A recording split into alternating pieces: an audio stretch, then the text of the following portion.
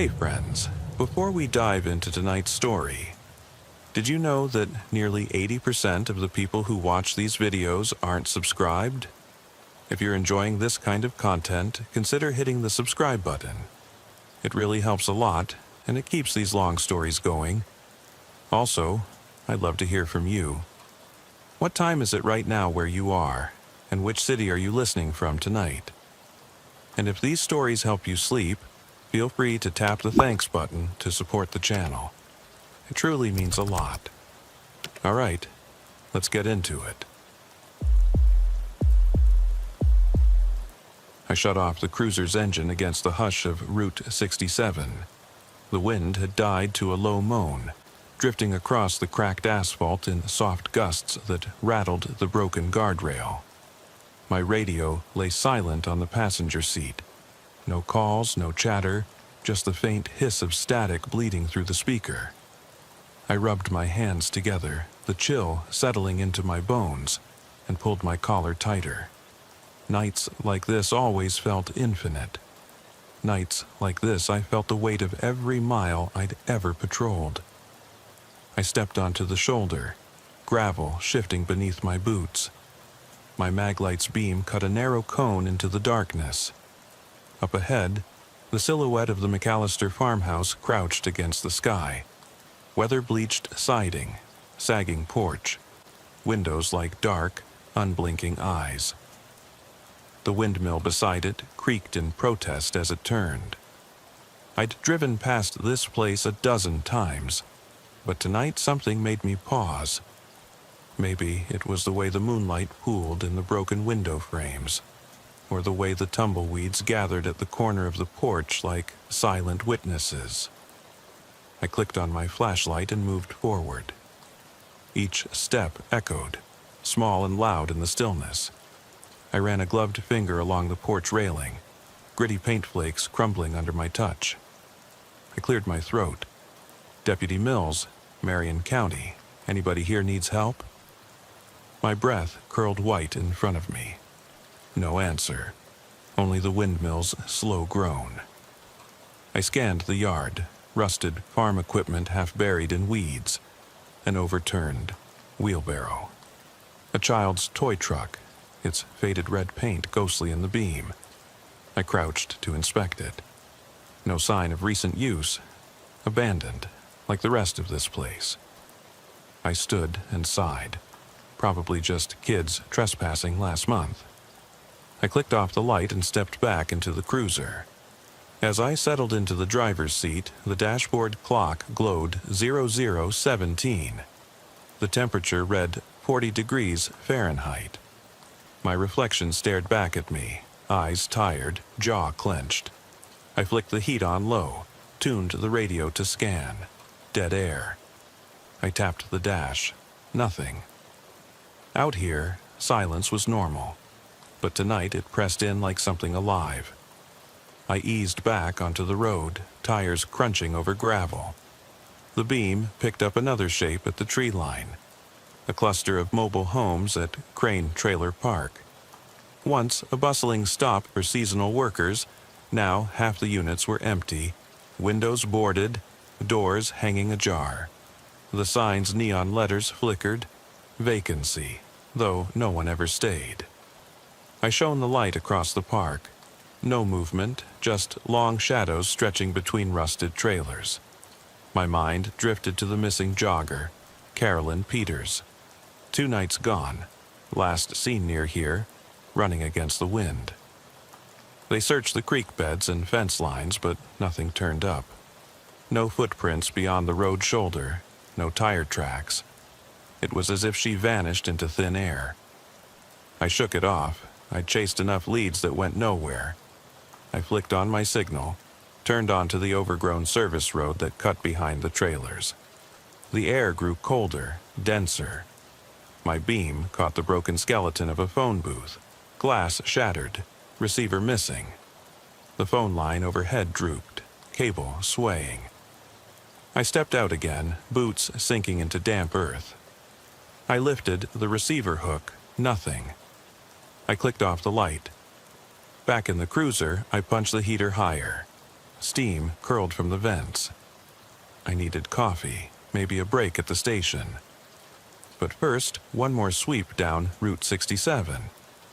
I shifted into drive. As I rounded the bend, brake lights, red, glowed ahead on the grass shoulder.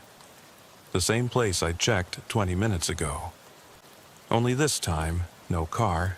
I frowned, slowed, scanned the ditch with my spotlight, empty. My pulse quickened. Ghost lights. I shook my head. Too many late nights. I radioed in. Red, 5, 1028 clear, no vehicle on shoulder. Static. I drove on. Half a mile later, I nearly ran off the road. There, just beyond the ditch, the Taurus sat again. Driver's door wide open, dark interior yawning. No headlights, no plates. My breath caught. I parked, cut the engine, and sat listening. Nothing but my ragged inhale. Then, a soft scuff, like leather on metal. I slammed the door, flashlight and hand on holster, and approached. The odor hit me before I even stepped onto the shoulder. A sour stink, like dead animal left to bake. I flicked the beam inside, front seat caked in dark stains. I swallowed past the burn in my throat. On the floorboard, tissues, paper towels, soaked through, dyed a deep crimson. I crouched, heart hammering. I nudged one with my toe, wet, heavy, fresh. I called softly, "If you're hurt, show yourself." My voice trembled despite me. The beam swung to the woods, corn, stubble fields beyond, skeletal stalks rattling.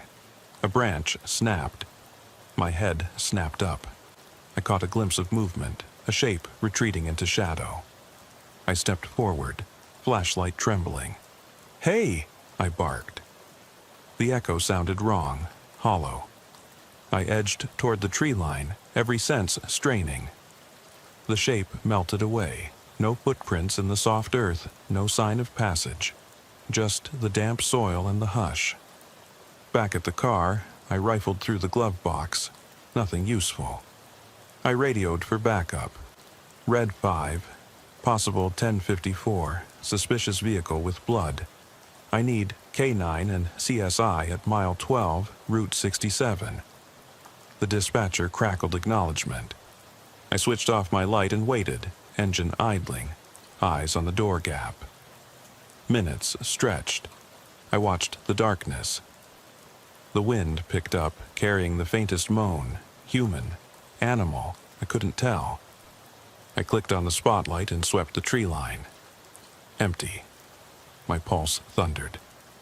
I stepped closer, flashlight in one hand, radio in the other. Then I saw it. Under the front seat, a glint of metal. I crouched, reached in with gloved fingers and felt cold steel, a revolver. .38, grip worn, barrel warm. I stood, heart pounding, swiveled the beam through the open door. No driver, no sign of struggle except the blood. The cruiser's headlights painted the trailer park in stark relief as backup squealed in behind me. Engines cut, doors slammed. 2 deputies fanned out with flashlights. K9 unit arrived, dog barking into the night. We searched edge to edge, nothing. No tracks, no blood trail, no person. CSI dusted prints. Only my own and the registered owners. The gun was bagged, blood samples sent, evidence tags clipped. I hovered, watching them work. The windmill's creak and the dog's distant whine were the only sounds. When they loaded the Taurus onto the flatbed, I shivered. The tissues, the gun, the stink, they stayed with me. I climbed back in my cruiser, lights off. Route 67 stretched empty ahead. I wondered if I'd imagined the door open the first time, but the stains, the radio call, the gun, those were real. I punched the mic. Red 5 clear. Scene secured. The dispatcher's voice sounded far away. I eased back onto the road. The farmhouse receded into darkness. The trailer park's neon sputtered out of view. My reflection in the rearview mirror looked hollow. I closed my eyes for a moment, inhaled. The night felt alive, watching. I flicked the radio on one more time, static. Then I drove on, alone, down Route 67, into the wide, waiting dark. I punched the odometer's reset and let the cruiser coast through the bend, eyes sliding over the darkened fields. It was 1:12 on the clock, 15 minutes since backup cleared out and the tow truck hauled that Taurus away.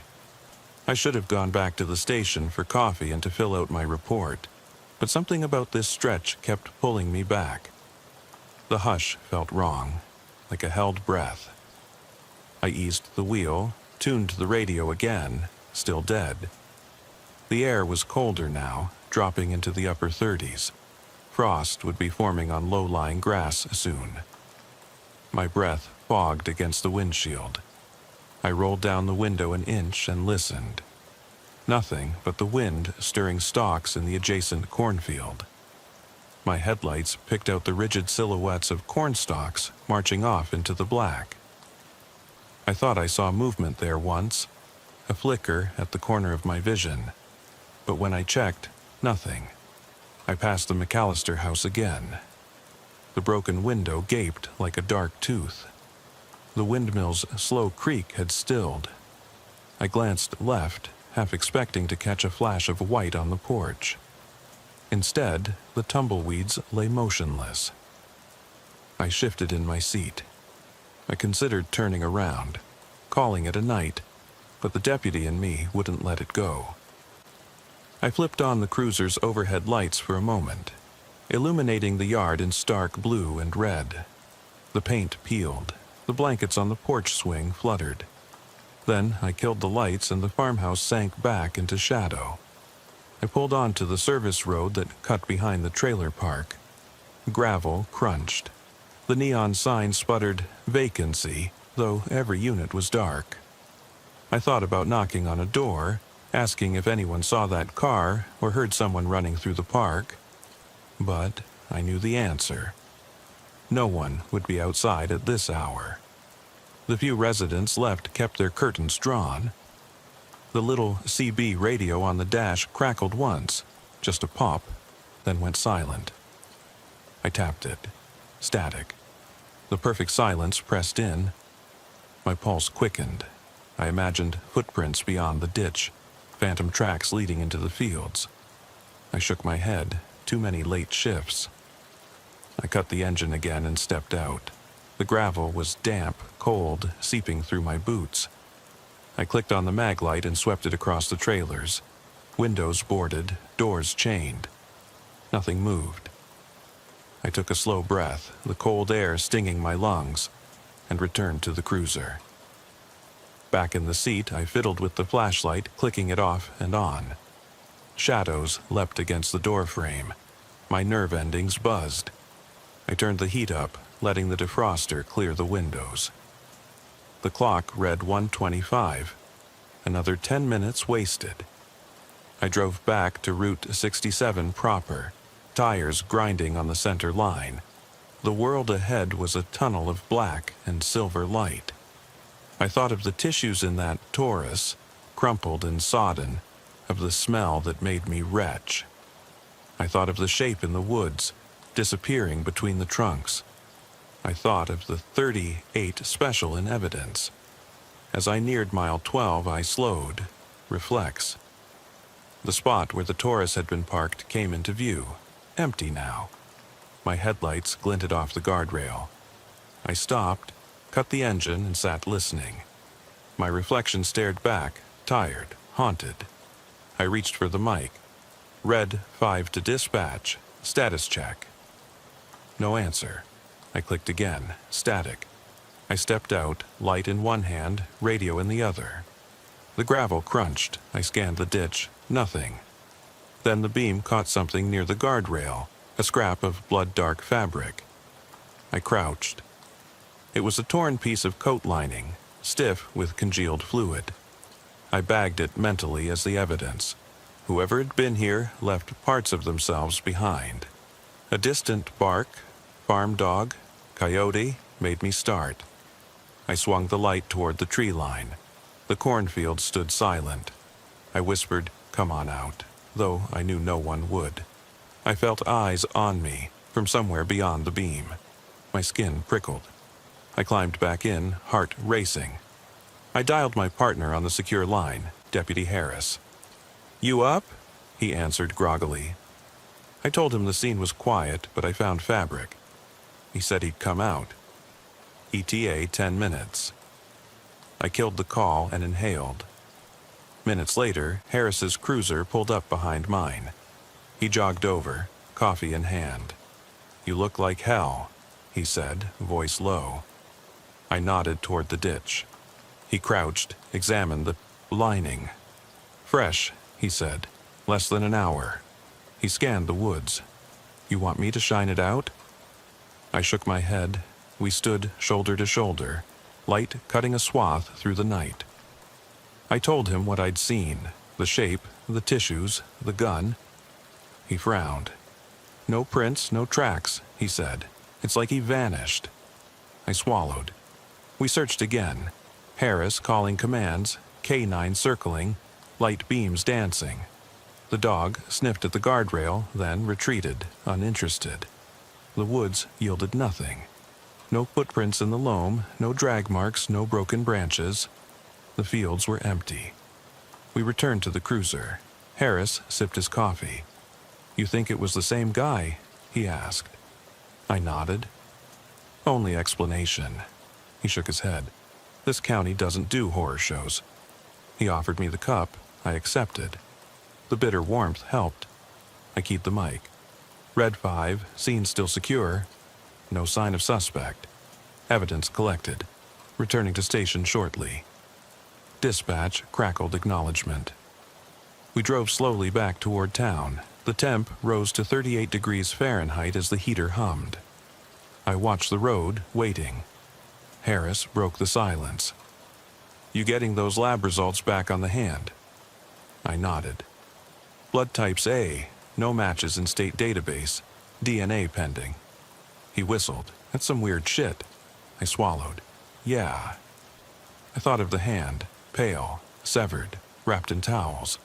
Something so final, so brutal, and no suspect, no motive, just a mystery. We passed the yellow glow of the station sign. I flicked on the dome light. "I'm going in to finish the report. You want to grab another coffee?" He smiled tiredly. "Nah, I'll watch the monitors. You good?" I nodded. Inside, the warmth hit me. The station was quiet. Lone dispatcher, screens blinking. I sat at a desk and opened the digital report form. Fingers hovered over keys. I wrote objective facts, time, location, evidence, then narrative. My call, my observations. My pulse hammered as I typed. Every so often I glanced at the CCTV feed from the lot. Shadows moved among parked cruisers. I felt watched. I shook it off. By 3 a.m., the report was done. I hit submit. The dispatcher yawned. "Anything else?" I asked her to flag the evidence for immediate processing. She nodded. I collected my gear, mag light, gloves, jacket, and headed out. Harris was still sitting with his coffee, eyes drooping. I clapped him on the shoulder. "Get some rest," he nodded. Outside, the sky was paling toward dawn. A sliver of pink touched the horizon. The wind had dropped. Route 67 lay empty. I climbed in, turned the key, and felt the engine roar to life. I checked the dash. 3:15, 36 degrees Fahrenheit. As I drove off, I thought, maybe tomorrow they'll find something. Maybe the DNA will match someone. Maybe the hand will tell me who ran into those woods. But deep down, I knew. No amount of evidence would explain the emptiness out there. The way the night swallows you whole. I passed the McAllister farm one last time. The porch lay in fragile shadow. I thought I saw the curtain twitch. I blinked, and it was still. I drove on, heart still thudding. Behind me, the world exhaled, and the dark held its secrets close. The cruiser's headlights carved a pale path through the gathering fog as I rolled onto Route 67 again. Dawn was still hours away, but the eastern sky had taken on a steely hue, an indistinct promise of light. I glanced at the rearview mirror. Deputy Harris's cruiser followed at a respectful distance, engine idling. He'd agreed to ride shotgun for the rest of the shift. Neither of us spoke. Words felt brittle in that half-lit world. My knuckles ached from gripping the wheel. Every mile marker felt loaded now. Mile 11, mile 12, mile 13. Each one a reminder of the unanswered questions. I eased the cruiser onto the gravel turnout by the old phone booth.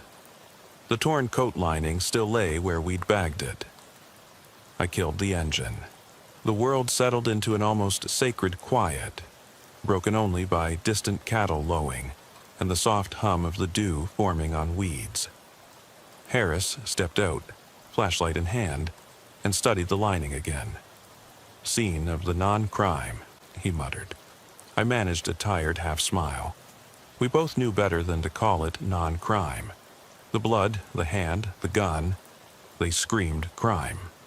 But no body, no suspect, no motive. It was a crime that refused to exist. I crouched and traced a fingertip in the damp soil where the lining had been. The earth was soft. Too soft. If someone had fled on foot, I'd expect scuff marks, drag lines. Nothing. Even the grass looked untroubled, as though nothing had moved through here. I swallowed.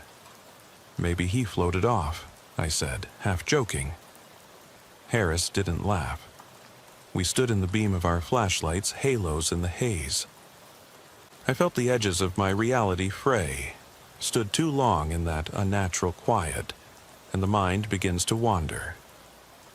I thought of the tissues soaked in blood, wadded in the back seat like grotesque confetti. I thought of the revolver under the driver's seat, warm, intimate, ready.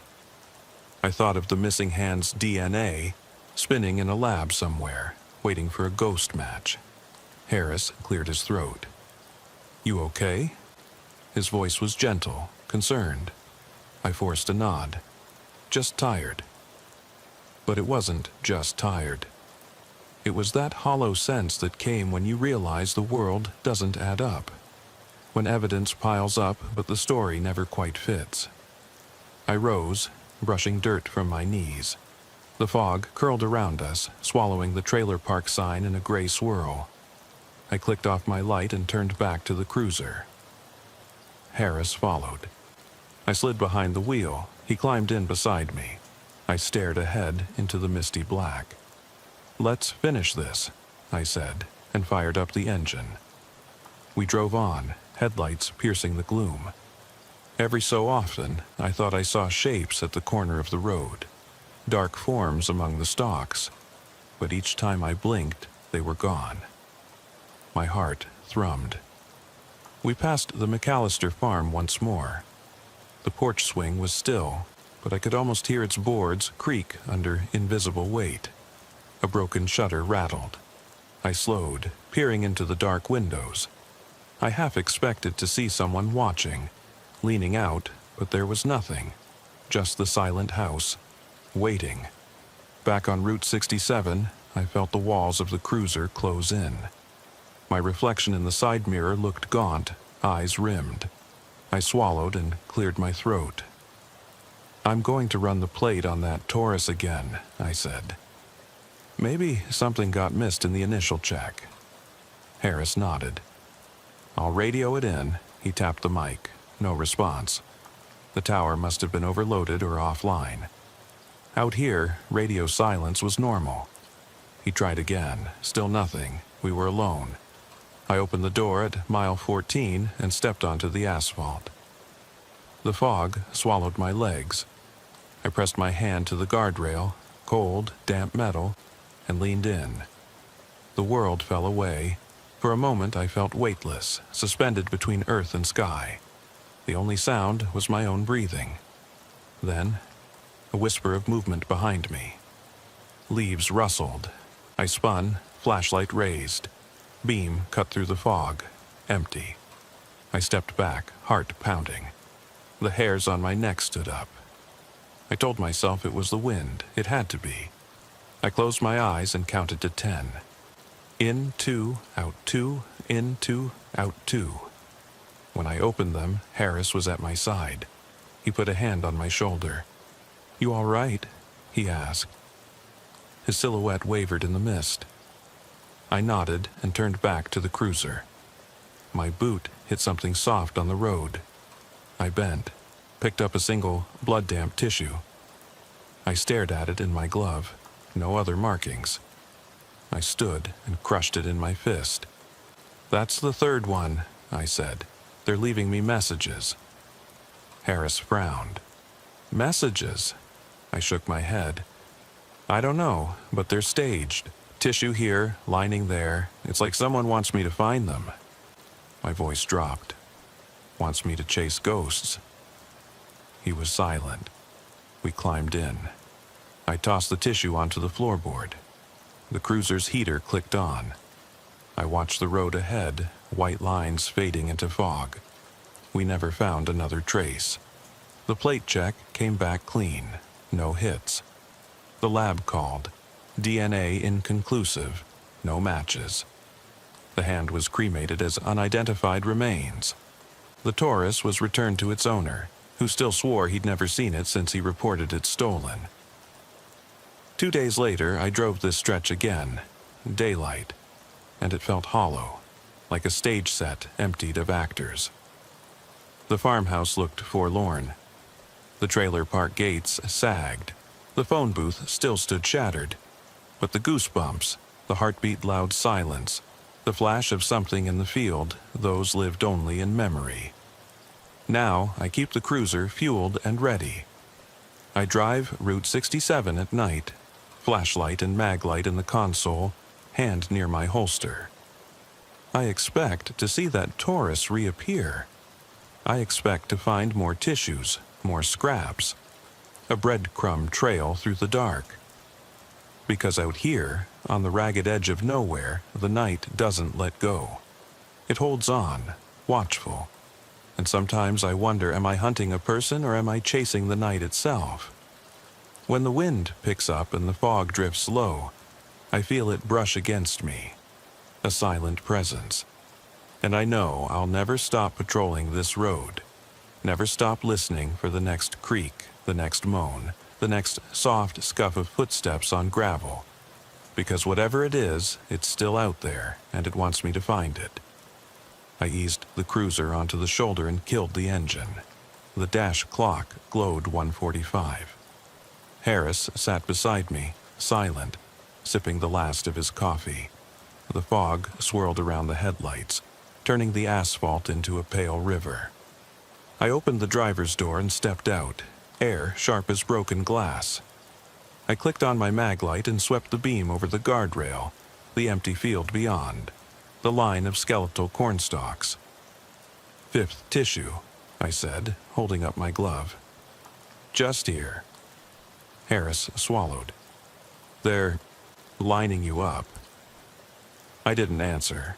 I knelt and touched the damp ribbon of fabric still clinging to the guardrail's edge. It was colder than the air, unnaturally so. I traced its torn weave with my fingertip. Whoever left it wanted me to find it, wanted me to feel their presence. I stood and faced the field. The stalks rustled, though no wind stirred. My breath caught. I clicked off the light. Darkness swallowed me. I listened. My heartbeat thudded in my ears. Then a soft scuff from somewhere ahead, like someone dragging a foot across loose soil. I swallowed, raised the maglite, and stepped forward, boot heels sinking slightly in the damp ground. Harris followed, light bobbing behind me. Each step felt heavy, as if the field itself resisted. The scuff came again, just beyond my beam. I advanced. The stalks opened onto a patch of bare earth, a shallow depression rimmed with crushed grass. In its center lay a single blood-soaked tissue. I crouched, heart hammering, and bagged it mentally. No other marks, no footprints entering or leaving, just the tissue. I looked skyward. The fog shrouded the moon. Stars were gone.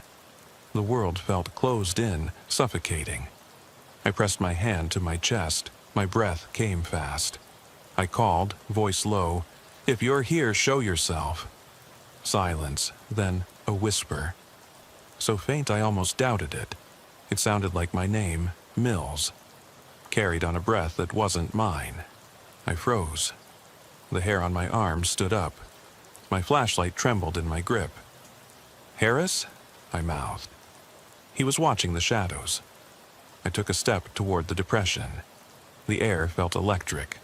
My skin prickled. The whisper came again. "Mills." I swallowed. What do you want?" I called. My voice cracked. No answer, only the soft hum of static from my radio. I clicked the mic. Red 5 to dispatch. Nothing. I turned to Harris. His face was pale in the beam. "Let's get out of here," he whispered. I shook my head. Not yet. I scanned the ground. The soil here was darker, richer. I knelt and touched it. It felt moist, almost warm. I closed my eyes, trying to steady myself. The whisper drifted again, just beyond hearing. "Mills." I snapped open my eyes. The tissue lay like an accusatory finger. I stood.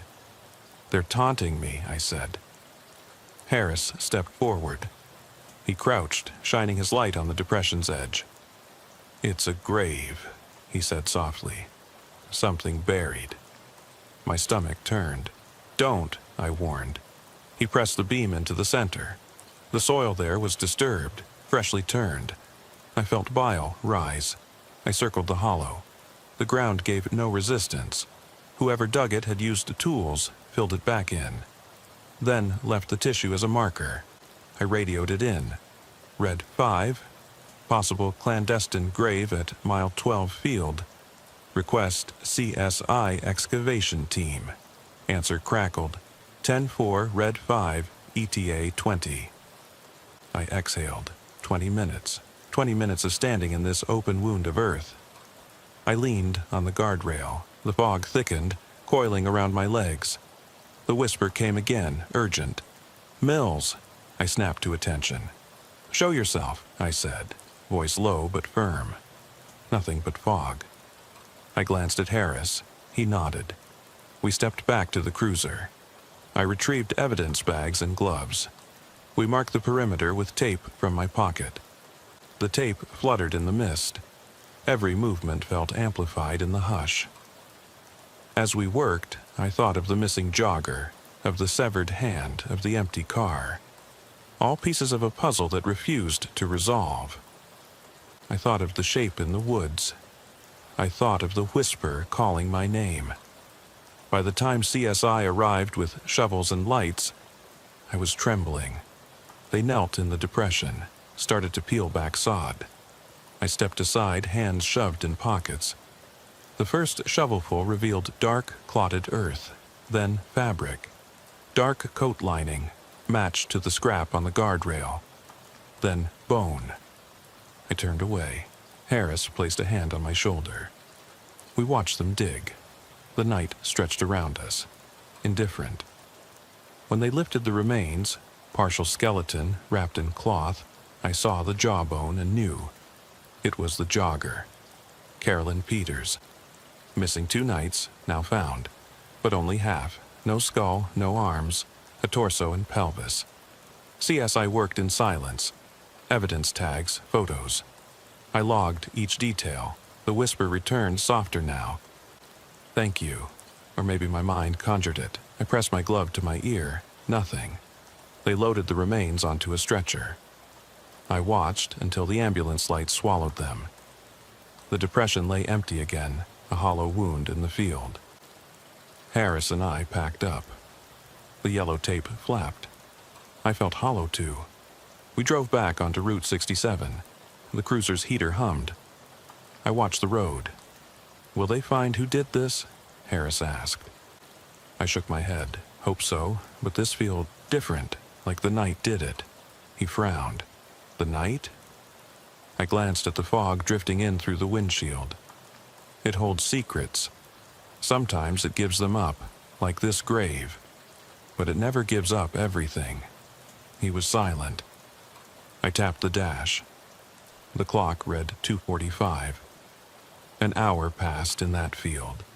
The evidence, the remains, the whisper, they belonged to the night now. We returned to the station. I filed the additional report, grave located, remains recovered, evidence collected. I noted the whisper in my personal log, unofficial. No one would include that. By 4 a.m., I was alone again. The station lights dimmed. I walked outside. The sky was paling at the horizon. The wind had dropped.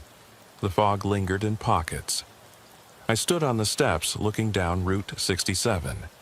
My reflection in the cruiser's window looked worn. I touched the glass. The whisper was gone. Only the memory remained. I climbed in for one last patrol before dawn. The engine rumbled. I drove off. Headlights cutting through the thinning mist. Behind me, the field lay silent. Its secret half revealed, half withheld, and I knew the night would keep its other half forever. The cruiser's engine idled as I rolled past mile 12 one last time before turning onto the service road. The sky was paling to a steely pre-dawn gray, but the fog hugged the ground, swirling in the wheel ruts. My bones ached from crouching in that shallow grave, from breathing damp air laced with decay. Harris sat beside me, quiet, eyes on the mist-shrouded trailers. I killed the engine and stepped out. The gravel snapped under my boots. I clicked on the mag light and swept across the Crane Trailer Park sign, its neon dead. The trailers stood like empty coffins. I hugged my jacket tighter and moved toward the nearest unit. Harris followed.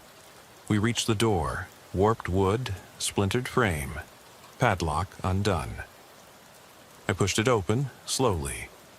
The interior was bare, except for a threadbare sofa and a broken window. Dust motes drifted in the beam. I swept left to right, nothing. No footprints, no signs of life. Just stale air and the distant drone of insects settling for the day. I whispered, "Nothing." Harris nodded. We backed out. I paused at the threshold and glanced up at the ceiling beam. Something dark clung there, streaked and glistening. I aimed the light, dried blood. I swallowed. "They staged it," I said. "Let me hear." Harris frowned. "Why?" I rubbed my temple. "To make me look, or to make me feel, like I'm losing it." My voice cracked, like the night's playing tricks. We left the trailer and walked back to the cruiser. I dumped the glove box contents onto the hood, remaining tissues, the scrap of coat lining, my mag light, and the radio. The pieces looked absurdly mundane in the pale light. "CSI already bagged what they needed here," Harris said.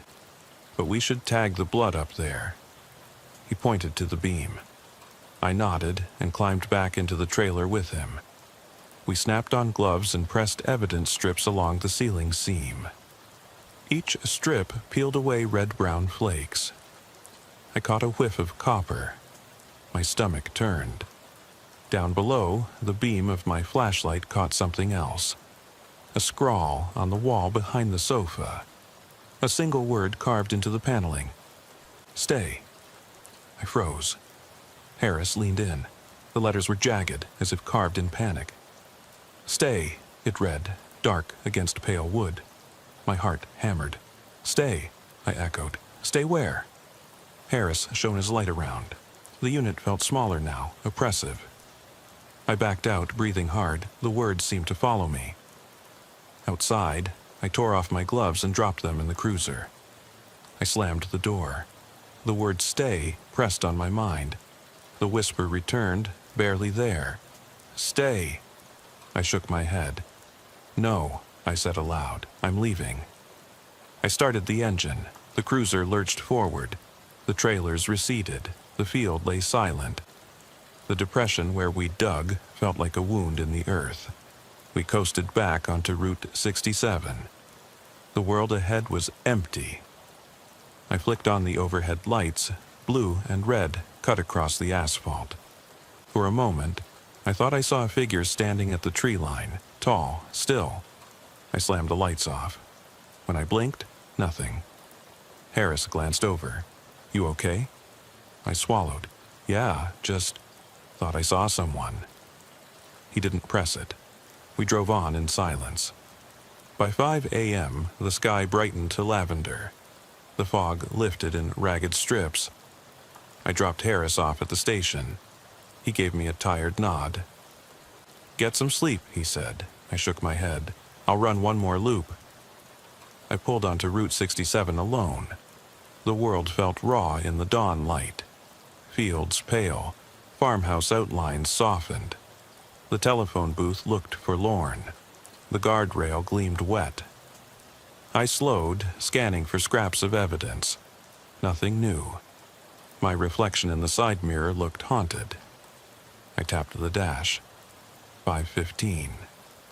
I flipped the radio to the local music station. A scratchy country ballad filled the cruiser. The normalcy of it made me tense. I turned it off. Silence was safer. I reached mile 12 and paused. The depression was hidden now by tall grass and early morning mist.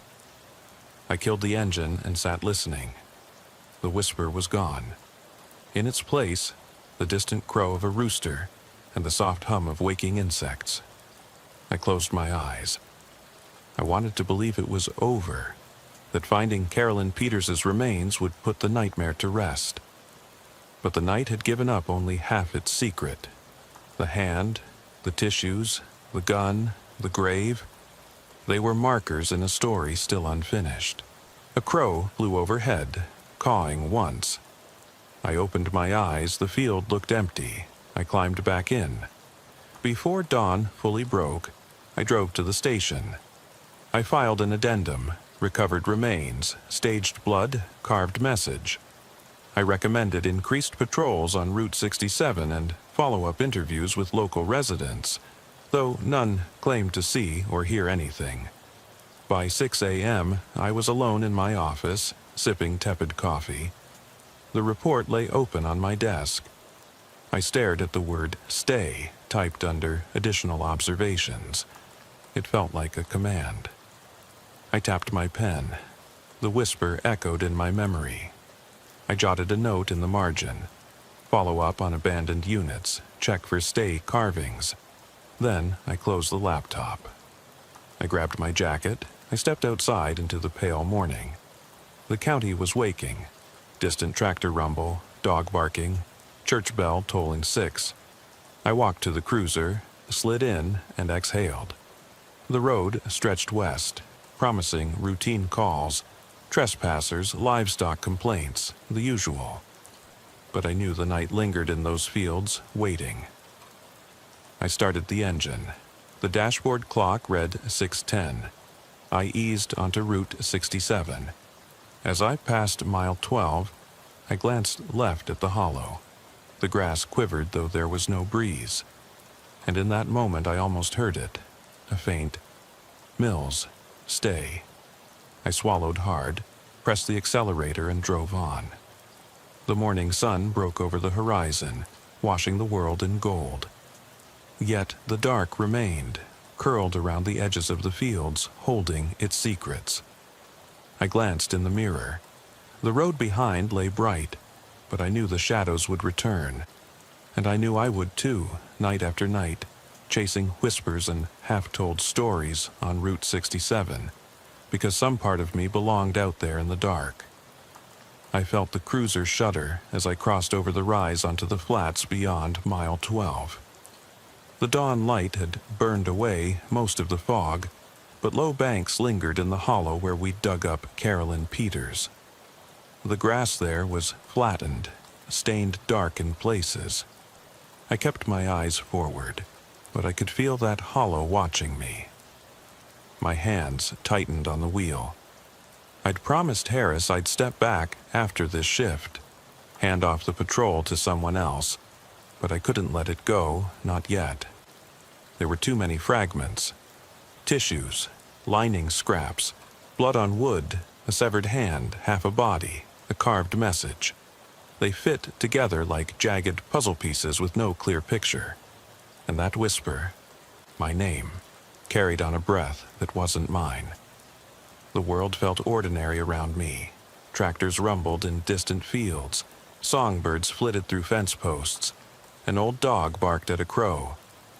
But I knew the other thing was there, the soft presence at the edge of vision, the hush after static, the way the night pressed in when the sun dipped.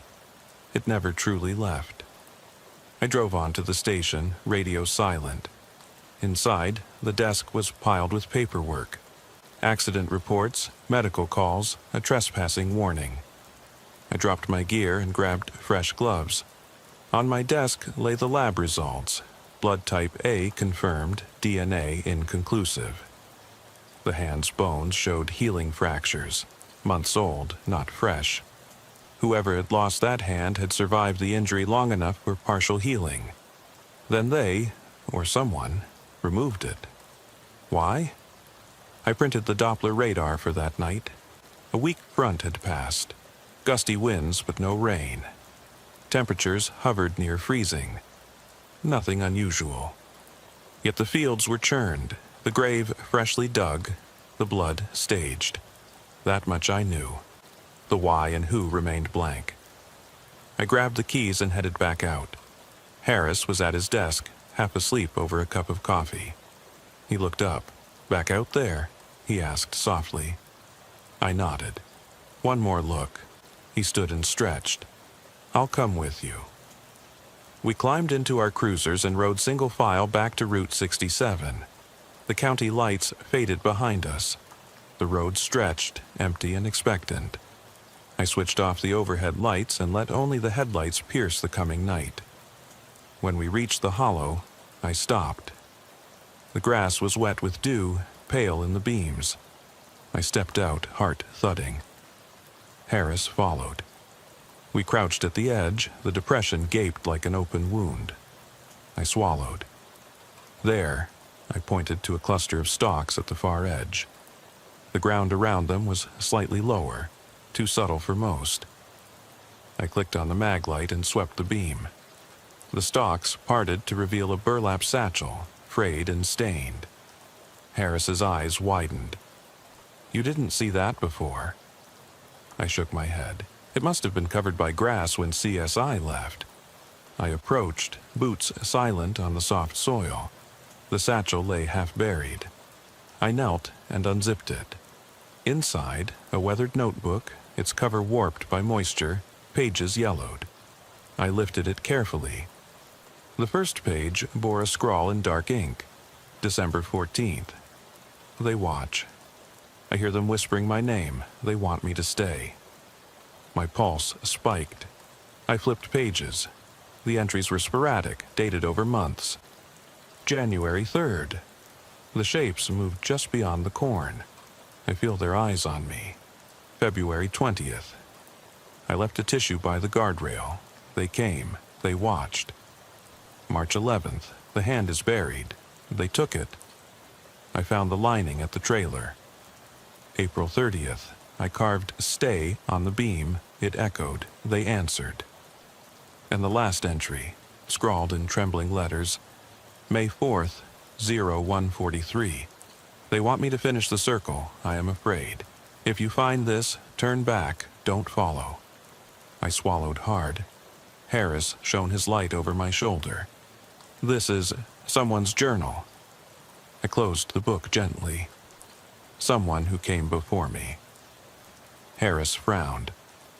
Or someone who wanted you to find it. I nodded. The pieces clicked. The tissues, the lining, the blood, the carving, the whisper. They were staged markers. Breadcrumbs laid by this writer of the notebook. Someone lured me here, guided me through each act. Someone who knew my patterns, who studied my route.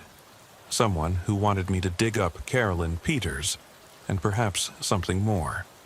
I slipped the notebook into an evidence bag. The damp air felt colder now, the field darker. I shivered. The night was alive with intention. We rose. Harris glanced at the buried satchel. Should we call CSI again? I shook my head. Number, let it be. The notebook is the key. We take this. We walked back to the cruisers. I paused, looking at the depression one last time. The grass settled, the earth closed in. The night exhaled. I felt a whisper at my ear, a breath of wind or something else, and turned. Nothing. We drove off, heading back to the station. The notebook lay on the seat beside me, a silent wait. By the time the station lights came into view, the sky was paling with first light. I wrote a supplemental entry in my report. Discovered satchel and journal. Suspect unknown. I logged the notebook into evidence. Harris poured 2 cups of coffee. We sat in the briefing room, silent, reading the journal by fluorescent glare. Each entry was a step in a ritual. Someone's attempt to draw me deeper into the night's secret. The writer stopped at my shift's hour. Did they succeed? Were they still out there watching? Or was I merely the next chapter? I closed the journal. What now? Harris asked. I rubbed my eyes. We watch, we wait, we analyze every detail. He nodded. And hope they slip up. I stared at the pages. The final line, if you find this, turn back. I thought of Carolyn Peters, half found, and the hand with no owner in the database. I thought of the shapes in the corn, the whisper of my name, the flushed thrill of discovery. I realized the real danger wasn't in the field. It was in the chase, in letting the night's mystery pull me in deeper. The writer warned me, but I ignored it. Now I was tangled in someone else's story. I stood, stretching. Let's run the journal through forensics, handwriting, ink analysis, see if we can ID the author. Harris gathered the cups. And check missing persons for anyone who kept a journal. I nodded. And re-interview witnesses near Crane Trailer Park. Someone must have seen the satchel being buried. He frowned. After last time, I doubt it. But we try. We worked through the morning. Interviews, evidence submissions, lab requests. By noon, the station hummed with routine calls. Accidents, alarms, paperwork. The notebook sat in my locker, locked away. I stepped outside for air. The sun was warm on my face. The world looked ordinary. Cattle grazed. Children waited at a school bus stop. The wind stirred new leaves on an elm. Yet I knew the other world waited in the fields, where secrets lay half buried. I closed my eyes, inhaled. I almost heard it. Mills. Stay. But the breeze was normal. The whisper was gone. I opened my eyes. A scrap of paper lay on the cruiser's hood, fluttering in the breeze. I approached and picked it up. It was a single tissue, folded small, stained faintly pink. No writing. My heart thundered. I looked at the station building. Lights and windows, deputies inside. I held the tissue like a rebuke. Someone had been here. Someone was still watching. I slipped the tissue into an evidence bag and locked it away. My hands trembled. Later, I lay in bed at home, the notebook and tissue on my nightstand. The room was dark, the blinds closed. I couldn't sleep. Every creak of the house sounded like footsteps. My phone lay on the mattress. Unread messages from Harris, lab updates pending. I thought of the final journal entry. If you find this, turn back. I wondered if I'd pushed too far, if some line had been crossed, if the night would demand its price. I reached over and opened the notebook to the last page. The words stared back. They want me to finish the circle. I closed the book. My reflection in the window looked hollow-eyed. I whispered, "Who are you?" Silence. Then, faint as a sigh, I heard it. "Mill, finish the circle." I froze. The words drifted away like mist. I closed my eyes and counted. 1 Mississippi, 2 Mississippi. The whisper didn't return. I lay back, heart racing. The night was quiet. too quiet. By morning, I'd made my decision. I'd follow every lead, chase every whisper, dig until the fields yielded their secrets. I'd confront the author of the journal, wherever they hid. I'd find who staged those markers and why, and I'd finish the circle. Because I was Deputy Mills, Marion County, and I didn't walk away from a case. Not when half the answers lay in the hollow waiting. Not when the night still called my name. The sun rose. I closed the notebook, pocketed the tissue.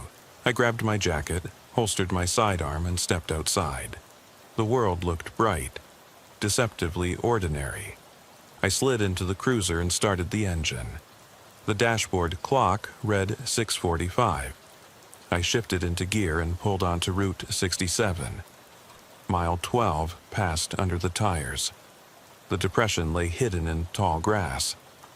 I exhaled. The road stretched ahead, open, waiting. And I knew the night would return. The shapes, the whispers, the staged clues, all part of a circle that I would close. I pressed the accelerator. The cruiser surged forward. Behind me, the field lay still. But I could almost hear the faintest whisper on the wind. Thank you. Stay. I didn't look back. I drove on. I guided the cruiser past mile 12-1, final time before the sun fully crested the horizon. The fields lay gold and empty, the hollow where we'd unearthed Carolyn Peters now nothing more than a shallow dip in dew-glazed grass. Yet I felt its weight behind me, an unseen gravity pulling at my spine. I parked on the shoulder, cut the engine, and stepped into the morning chill. Harris pulled up behind me, rubbing his eyes. "Last look?" he asked. His voice was flat with exhaustion. I nodded. Last look. We approached the depression together. The grass had begun to reclaim the earth, bending back into place like a wound healing. I knelt and brushed aside the dew-wet blades. The soil underneath was dry and firm. No sign of recent disturbance. The burlap satchel, the notebook, the tissues, the scraps of lining, all gone with the dawn. Only the hollow remained. I closed my eyes and placed a hand on the earth. My palm warmed against the cool dirt. I thought of the journal's final plea. If you find this, turn back. I thought of the whisper in the mist. Finish the circle. I thought of Carolyn Peters, half found. Her story left incomplete. I opened my eyes. Circle's almost closed, I said. Harris crouched beside me. You sure about this? I stood and offered him a hand up. I have to be. We returned to the cruisers. I slid into the driver's seat, Harris into the passenger's. The notebook lay on the console, closed. Beside it, the single tissue in its evidence bag looked absurdly fragile. I started the engine. Here's the plan, I said. We run the notebook through forensics, handwriting, ink, paper age. We re-interview every witness within 5 miles of Route to 67, focusing on anyone who changed their story. We cross-reference missing person reports for anyone who kept a journal or had hand injuries. Harris nodded. And the tissue? I tapped the bag. DNA again, but this time with more markers. We'll send it to the regional lab. Maybe they'll find something new. He exhaled. All right. We rolled back onto Route 67. The world looked benign in daylight, farmers tending fields, a lone cyclist pedaling down the shoulder, birds wheeling overhead. But I knew better. I felt the memory of the night clinging to the road, in the sway of corn stalks and the curve of the guardrail. We drove in silence until we reached the McAllister farm. The porch swing was empty. The windmill stood still. I slowed, shone the spotlight across the broken window. Nothing moved. I killed the engine. Check the barn, I said. Harris frowned. You want just look. He grabbed his flashlight and climbed onto the porch. I watched his beam dance across the sagging boards. He slipped through the doorway into inky darkness. I heard the floorboards creak. Then he emerged, shaking his head. "Nothing," he said. I exhaled. "Let's go."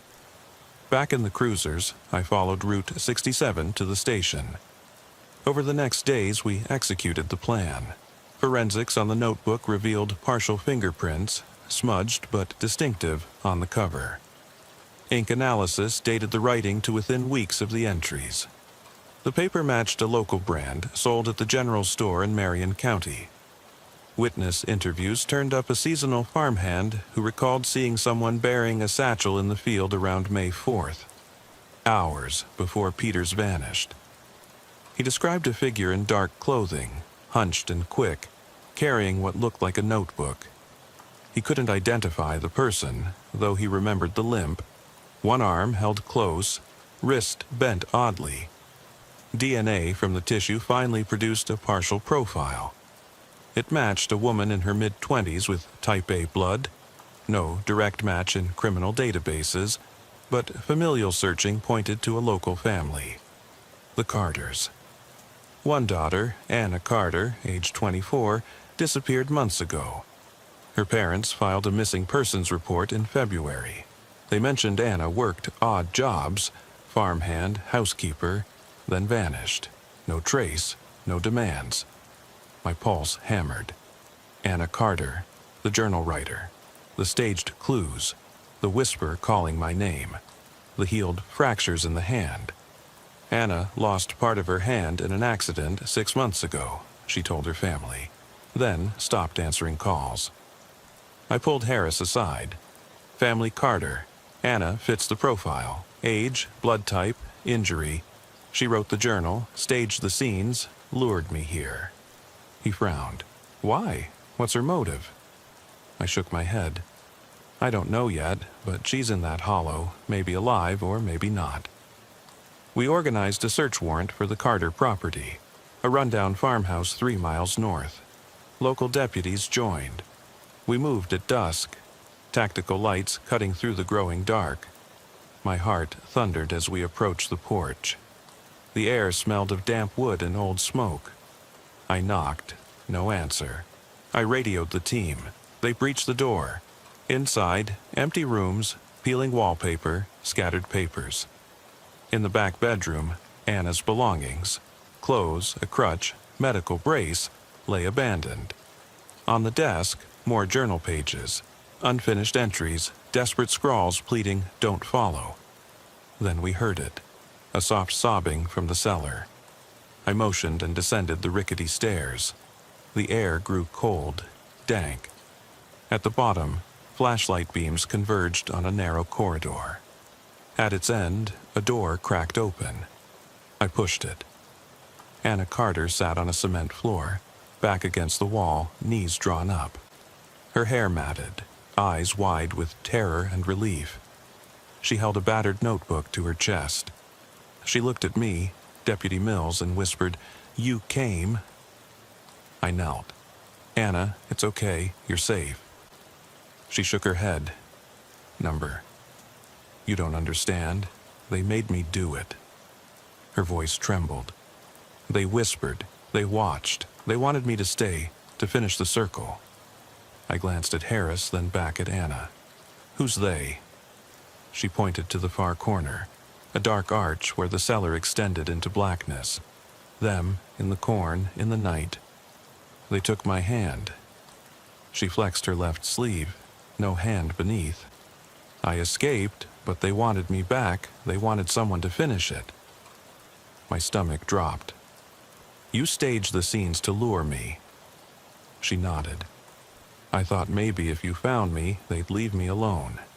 But they followed you instead." I glanced at the darkness behind her. The beam caught nothing, just concrete and shadow. Yet I felt eyes on me. Harris stepped forward. "Anna, we'll get you help." She shook her head. "Number, they're here." She looked at me, tears streaking her cheeks. "You have to close the circle." My heart hammered. "What circle?" She slid the notebook into my hands. The final blank pages were sketched with a crude map.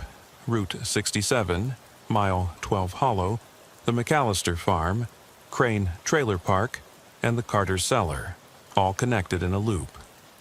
At the center, a small circle labeled simply Home. Underneath, a single instruction, Bring me home. I understood. The ritual had to be completed, from the hollow back to her place of safety. The circle of locations, the staged clues guiding me, the whisper demanding closure. I looked at Anna. I'll finish it. She closed her eyes. Relief and fear warred on her face. Then they'll let me go. I turned to Harris. Get her medical attention. I'm going to drive the circuit, complete the loop. He hesitated, then nodded. Be careful. I led Anna up the stairs into the cruiser. She curled in the passenger seat, clutching her brace. I slid in, started the engine. The dashboard clock read 2014. I shifted into gear and pulled onto Route 67, heading south toward the hollow. Anna watched the field in the beam. This is where it began, she whispered. I exhaled. We'll finish it here. I stopped at the depression. The grass had grown back. I stepped out, Anna beside me. I planted the notebook and tissue in the hollow center. I spoke aloud. Circle complete. Bring her home. The wind stirred. The field seemed to exhale. For a heartbeat, the air was still. Then the hollowness felt less oppressive, as if a weight had lifted. Anna's shoulders sagged. She whispered, "Thank you." I nodded.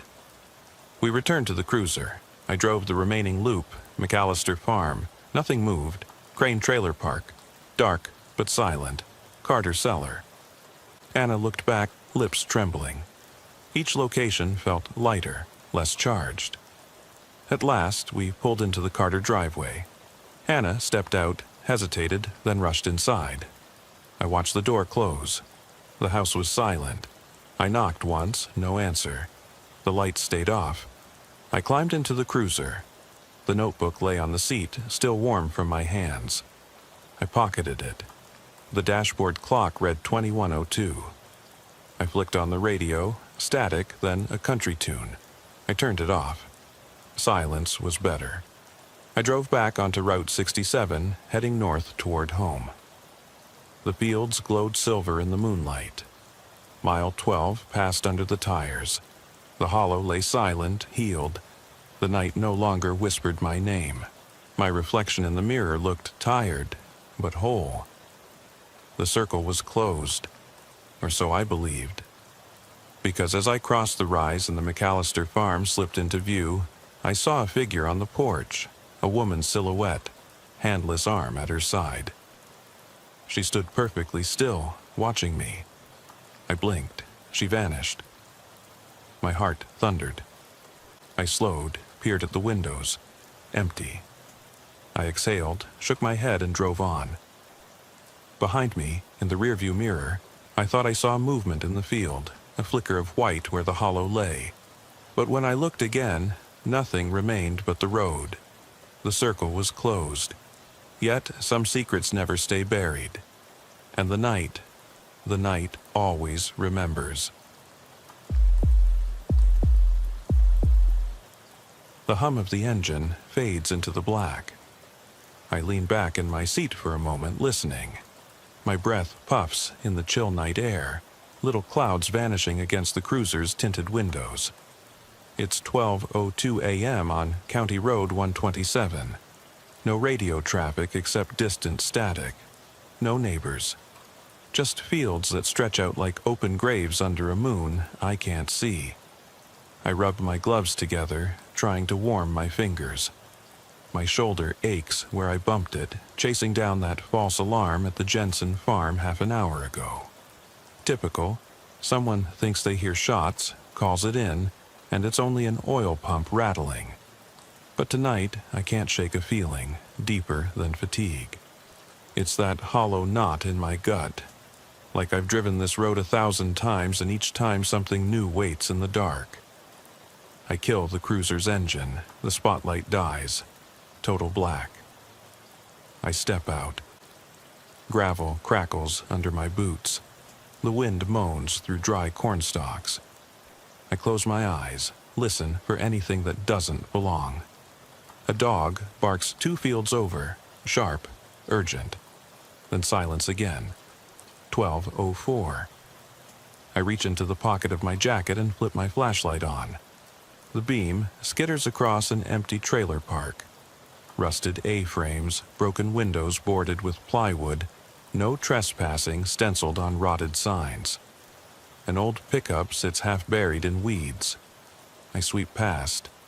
This place has been abandoned for years. Perfect spot for someone to dump a car, or worse. My radio crackles. Dispatch. Deputy 5 Alpha, any update on that welfare check? I hesitate, then key the mic. 5 Alpha. House looks empty, no lights, porch swing's broken. I'm going in. The reply comes soft. Copy. Backup en route. I step onto the sagging porch. A loose board shifts under my weight. The front door hangs ajar. I push. It creaks wide. Inside, the smell slams me. Sour milk, damp wood, rot. My flashlight beam picks out chipped linoleum, overturned chairs, a phone dangling by its cord. The handset lies on the floor, receiver cracked. No ring, no dial tone, dead. I move down the hallway. Each step echoes. My heart thumps, louder than it should. Training tells me to call out. I clear my throat. Sheriff's deputy, anyone here needs help? Silence. At the end of the hall, the master bedroom door stands closed. I don't want to go in, but I have to. I tap the door frame. Ma'am? Sir? A scraping sound from inside. Soft, irregular, like nails against wood.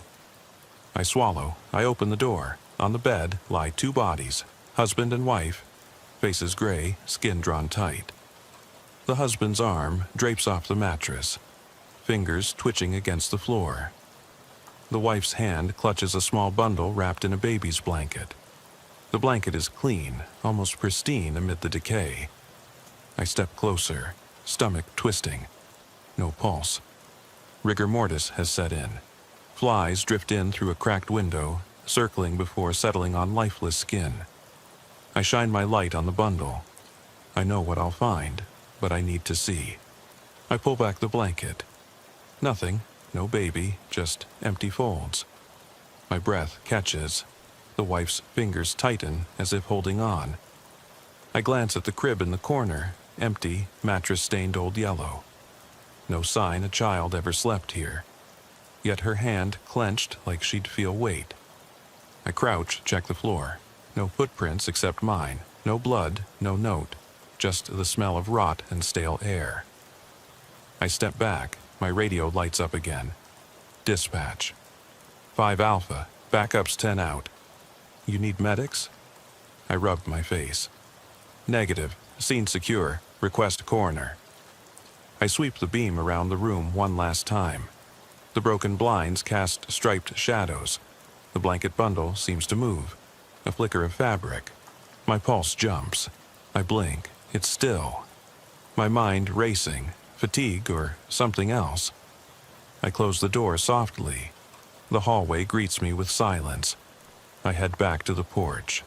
The old man who called it in stands by my cruiser, face pale in the light. He's trembling. Are you okay? I ask. He nods, can't speak. Tears track down his cheeks. I guide him into the passenger seat. As I click the door shut, I look back at the house. The wind has picked up. The tattered flag on a broken pole flaps once, then hangs limp. The porch swing sways, though there's no breeze on the porch. I start the cruiser. The dashboard clock reads 12:17 a.m., the same time I first stepped into that room. I drive away, but I keep glancing in the rearview mirror. The house recedes, windows dark. Yet I feel a presence behind me. A weight where the baby should have been. Tonight, I'll file my report. I'll say, probable overdose, tragic outcome. But I know what I felt in that room, the echo of something lost. My pulse still races. In my ear, the radio crackles with mundane traffic, but beneath it, I swear I hear a faint cry, like a baby sobbing under the wind noise. I flick off the scanner speaker. Silence. I'm back on patrol. County Road 127 stretches ahead, empty, and I realize I never closed that bedroom door. Or maybe I did, and something stayed behind. The road hums beneath the tires, but it sounds hollow tonight, as if the asphalt itself is holding its breath. I ease the cruiser up to 45 miles per hour and kill the spotlight. Total black beyond the headlights. My knuckles whiten on the wheel. I should radio in more, but the mic's been dead ever since I rolled onto County Road 127. Dead zone. No bars, no backup. Just static when I try. Perfect. I glance at the clock. 12:25 a.m. 8 minutes since I left that house.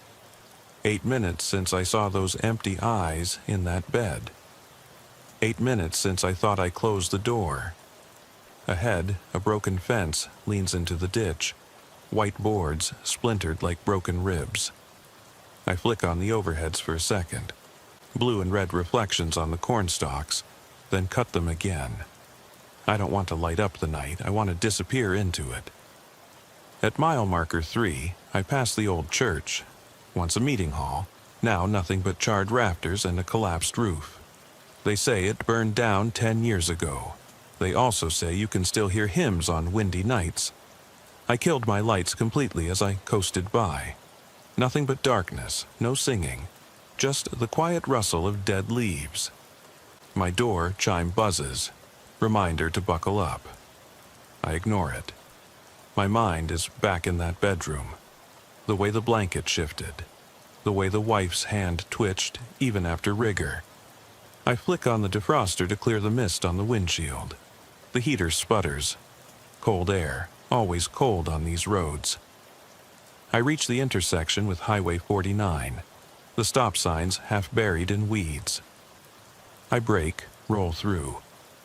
Then I see something on the shoulder. A figure crouched by the guardrail. I slam the cruiser into park and jump out. Gravel skitters as I approach, hand on flashlight, other on holster. "Deputy, you okay?" I call. No answer. The figure is hunched over, shoulders shaking. A coat like the old man's, threadbare and stained. I step closer. "Sir?" He straightens. The beam hits his face. It's the husband, the corpse husband from the house. Gray skin stretched tight over cheekbones. Sunken eyes reflecting the flashlight like black mirrors. His lips part, and he laughs.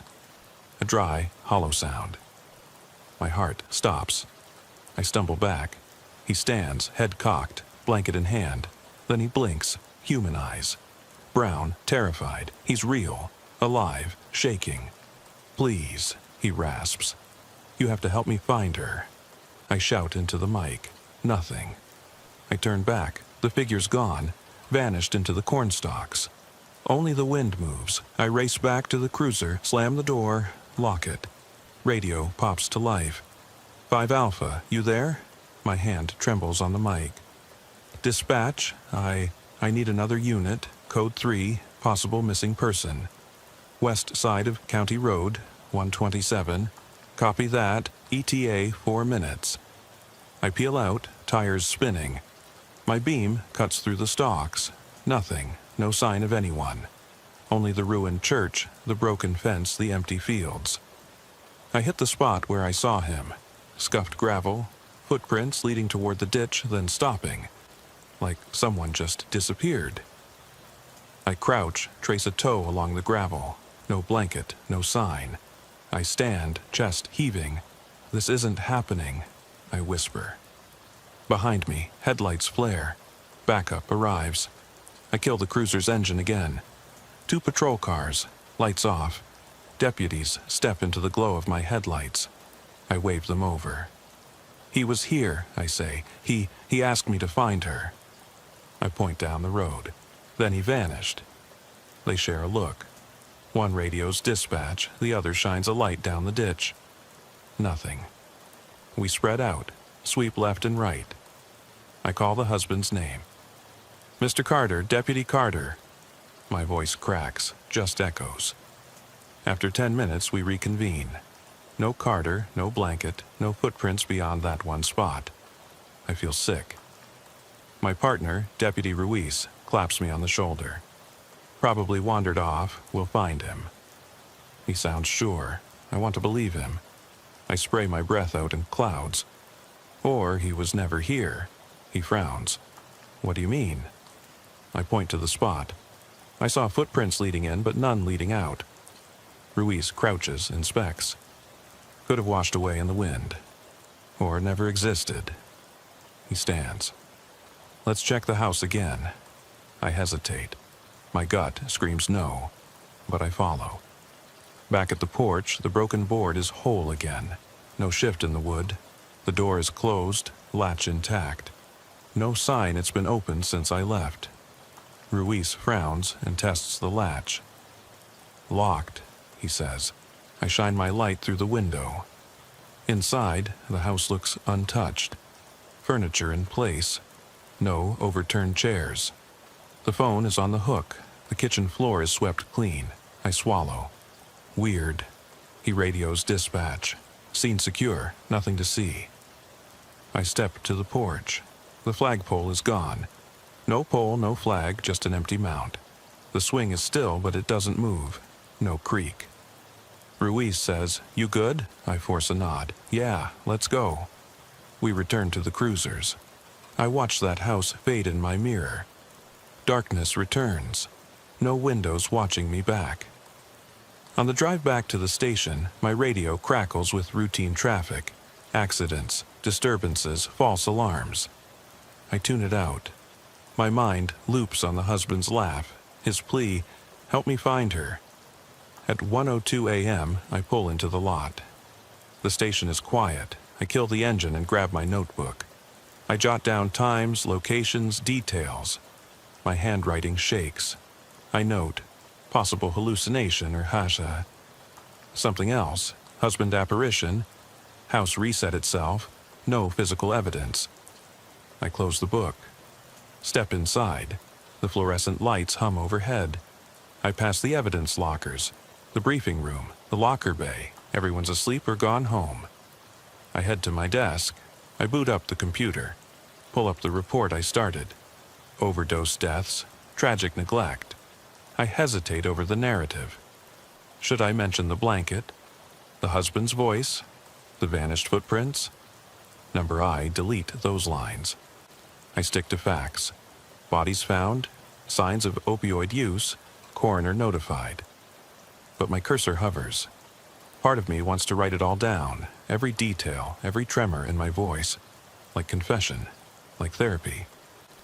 I close the document, save, lock the screen. Before I leave, I step outside one more time. The night is still. The wind has died. County Road 127 lies silent. The moon peeks through clouds. I close my eyes, listen. Nothing. But in my chest, that hollow knot remains. And in my mind, I still hear a baby's cry. I wake with a jolt. My head's pressed against the desk. The glow of the computer monitor burned into my vision. The clock in the corner reads 2:14 a.m. I must have dozed off. My neck aches. I push back from the desk and stand. Every muscle feels heavy, like I've been carrying the weight of that empty blanket in my pocket all night. I stumble outside, the station's back door creaking as I open it. The night air hits me, damp, carrying the distant hum of cicadas. The parking lot lights cast long, fractured shadows across the asphalt. I pull my coat tighter. I can't stay inside, not yet.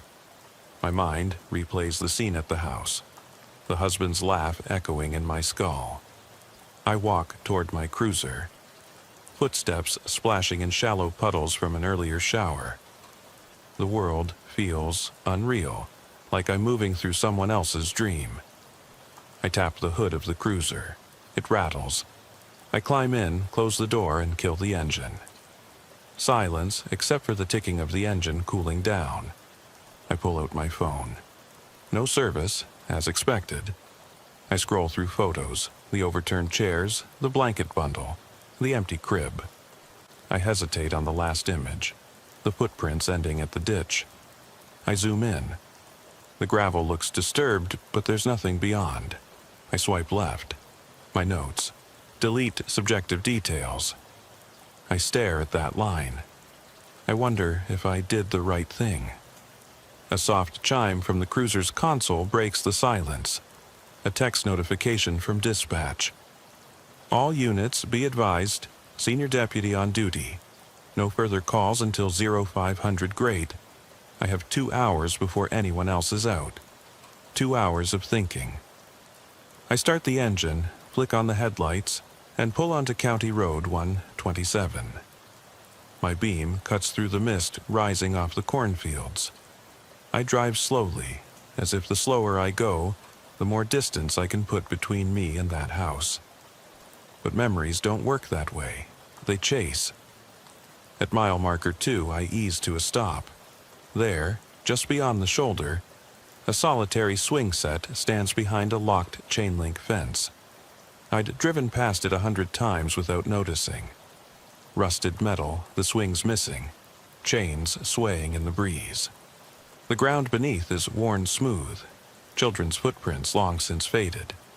I lean forward, heart ticking faster. I remember the wife's hand clutching a child's blanket.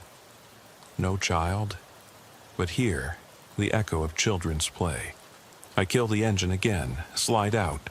Gravel crunches underfoot. I crouch by the fence. My flashlight beam lands on the swing chains. They sway, though there's no wind. I reach out, touch the cold metal. My breath fogs in the beam. I let go. The chains stop. I stand. My reflection in the cruiser's window looks gaunt. Dark circles under my eyes, skin pale. I taste copper on my tongue. Adrenaline or fear. I climb back in and drive on. The cornfield on the left rustles. A shape moving between stalks. I slam on the brakes. The cruiser fishtails. I kill the engine. Listen. Heart pounding. The stalks sway, but no shape emerges. I shine the light. Nothing. I lean out the window. The air is still. My pulse pounds in my ears. I whisper, "Get a grip." I kill the beam and ease back onto the road. The dash clock reads 2:29 a.m. 20 minutes since I left the station. I should turn back, but I can't stop. I reach the intersection with the abandoned church again. This time, I stay in the beam. The building lies in silhouette. Charred rafters spread like skeletal fingers. I step out, boots sinking in wet grass. The air smells of smoke and rot. I approach the ruins. My flashlight picks out broken pews, half buried in debris. A shattered stained glass window lies on the ground, shards glinting like scattered jewels. I crouch and pick up a fragment. Deep red, the curve of a rose petal. I tuck it into my pocket. Evidence of a past life. A soft scrape behind me. I whirl. My light catches the shape of a woman at the far end. Coat like the wife's, hair matted. She stands motionless, face hidden in shadow. I swallow, hand on holster. "Ma'am?" I call. She tilts her head. No movement. Then she turns and glides between the pews. Silent. I follow, heart slamming. She stops by the altar. Nothing but charred bricks. I step closer. The air is colder here. My breath puffs in front of me. I raise the flashlight to the altar. On the bricks rests a child's shoe, a Mary Jane, scuffed, size small. My stomach drops. I kneel, heart in my throat. The shoe is damp, mud-caked. I lift it. The lining is torn, a smear of something dark inside. I steel myself, peer in. Rust? Dried blood? Hard to tell in the low light. I stand, voice trembling. "Deputy Carter, is that you?" No answer. The shape is gone. I spin, empty church. Only the wind through broken rafters. I slip the shoe into an evidence bag from my pocket. My gloves are slick. I zip it closed.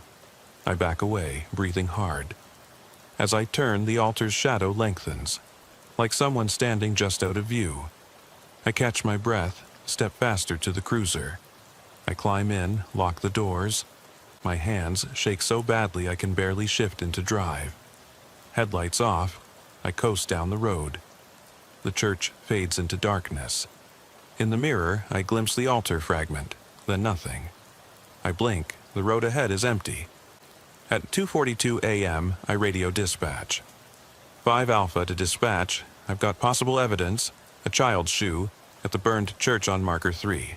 Request coroner and CSI. Silence, then, copy. Units dispatched. I kill the engine and wait. The world outside is silent except for distant cicadas. I close my eyes. The church's hush fills my head. The wife's hand clutching empty blankets. The husband's laugh. The footprints that went nowhere. My phone buzzes. Text from Chief. You okay? Heard you were back out. I type. I'll be in tomorrow. I don't have the nerve to explain. Headlights flare in the distance. CSI rolling up. I gather my flashlight, evidence bag, pocket the shard of glass. As I step out, the wind picks up. The swing chains behind the fence begin to clink softly. 1, 2, 3 times, though there's still no breeze. I freeze. The sound echoes across the field, then stops. I swallow, force my legs to move. Tonight, they'll dust for prints. Photograph the scene, bag the shoe, write the logs. But I know what I felt. The brush of fabric against my leg, the soft chime of chains, the hush of voices in the dark. I look back at the church one last time. In the broken doorway, I think I see a small figure, face turned away, standing just inside. A child, blanket draped over her shoulders. She doesn't move. I blink. She's gone. I slip back into the cruiser. Door clicks shut. I breathe out. The engine turns over. As I drive away, I hear it again. Soft laughter, distant, childlike, fading into the night. The cruiser's headlights carve a tunnel through the corn's wavering silhouettes. My knuckles still whitened from gripping the wheel, I force myself to breathe slow. It's 2:59 a.m. 2 hours and 59 minutes since midnight. 3 chapters of this nightmare already written in shaky ink on my soul. I kill the engine again at mile marker 5. Old Miller's Bridge. Rusted guardrails, rotted planks spanning a creek that gurgles unseen beneath. The moon peeks through clouds, reflecting off slick wood. I slide out, boots thudding. The air is colder here, damp rising off the water. I tap the flashlight. Beam lands on initials carved into the rail. E+J 2008. Someone's memory, another life. My breath puffs. I lean on the rail and peer over. Nothing but black water. And maybe, I thought I saw movement. A child's silhouette slipping under the bridge. I swallow. Tell myself it's trick of light. I push off and head back to the cruiser. In the driver's seat, I catch movement in the rearview mirror. Something crouched at the edge of the road. A shape hunched, rocking. I step out again. Gravel skitters. The shape is a little girl, head down, hair long, wearing a blanket like a shawl. She rocks slowly, humming. Her voice is muffled, but the tune, it's the same lullaby my niece used to sing. My heart hammers. Hey, are you okay? I call. She stops humming. Head snaps up. Eyes black pools. She holds out a small hand. In it, a cracked music box. The same one from the sheriff's file drawer, the one I'd tossed in evidence last week. The lid is open. Inside, the tiny ballerina is gone. Just the mechanism clicking silently. I step back. Where'd you get that? She smiles, too wide, and the humming starts again. The pad of her foot taps in time. She lifts the box, offering it. I feel drawn to take it, to close it, to end the sound. But I remember procedure, evidence. I raise my flashlight higher. She's gone. No feet on the gravel. Just the music box sitting on the pavement, lid still open, mechanism ticking. I crouch, pick it up with gloved hands. The air is so still, I can hear the ticking echo in my skull. I slip it into an evidence bag. My radio crackles. 5 Alpha, you copy? I jump. Copy, I say. I've got the music box from Miller's Bridge. Request evidence pickup. On the way. I stand, pocket the bag, and scan the fields. No girl, no rocking, just stalks swaying. I climb back in and drive on. The weight of the boxed mechanism presses in my jacket pocket. I can feel every click. At 3:14 a.m., I pass the trailer park again. Rusted A-frames, boarded windows, but tonight one window glows faint amber, like a lantern inside. I kill the lights and coast. The window goes dark. I ease closer, flashlight off, heart pounding. Through the boards, I see movement, thin shape, pacing. I can't make out face, but the silhouette is unmistakable. The wife's coat, blanket draped over shoulders. She paces, whispering, "Find her, find her." I flick the beam. She vanishes. Boards rattle as if something slipped out. I step forward. The door's closed now, padlocked. I test it. Locked tight. I press my ear. Behind the wood, I hear soft sobbing. My radio crackles. CSI en route to Miller's Bridge, ETA 5. I kill the engine, lean against the cruiser, mind racing. Sobbing behind that door. A trapped soul, a recording. My flashlight beam dances on the lock. I want to kick it down, but procedure, warrant. I count seconds. The sobbing stops. Silence. Then a single knock, 3 slow raps on the trailer's wall. I step back, knock again. I raise the beam, no one there. The lock dangles open. I hesitate, then push the door. Inside, empty living room, couch covered in dust, TV static on the floor. The sobbing resumes from the next room. I move in, hand on holster. The kitchen doorway frames a dark shape. I click on my light, no one. The shape is a stain on the wall, dark smear like a child pressed against plaster. The blanket draped over it. I reach out, the smear is cold. My glove sticks. I pull back, smell of damp cloth, decay. I unzip the evidence bag and drop the music box inside. The ticking stops. Silence. I back out, close the door. The trailer park is empty again, no glow, no sound. I climb in cruiser, slamming door. The door echo rings in the night.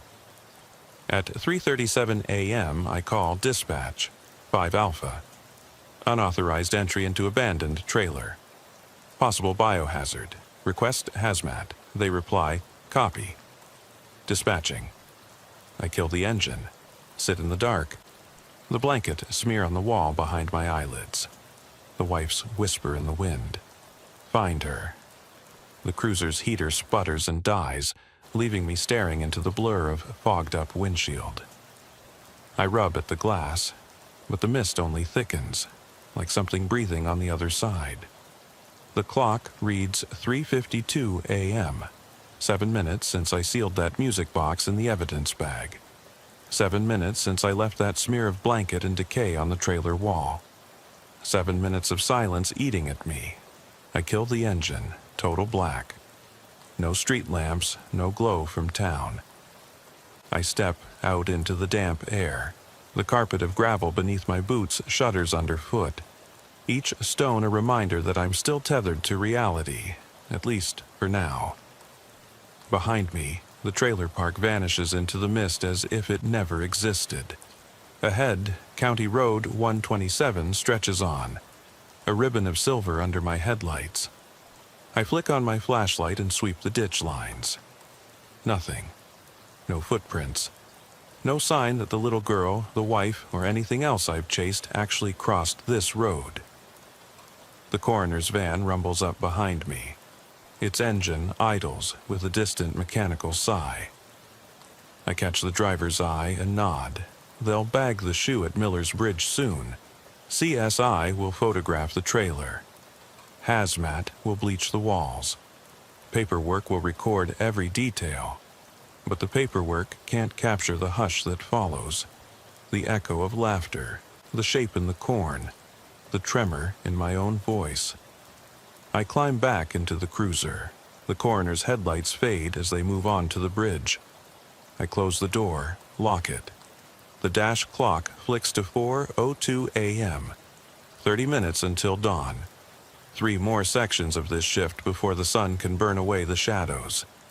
I take a breath and push back onto the road. My tire tracks vanish almost immediately in the mist and gravel.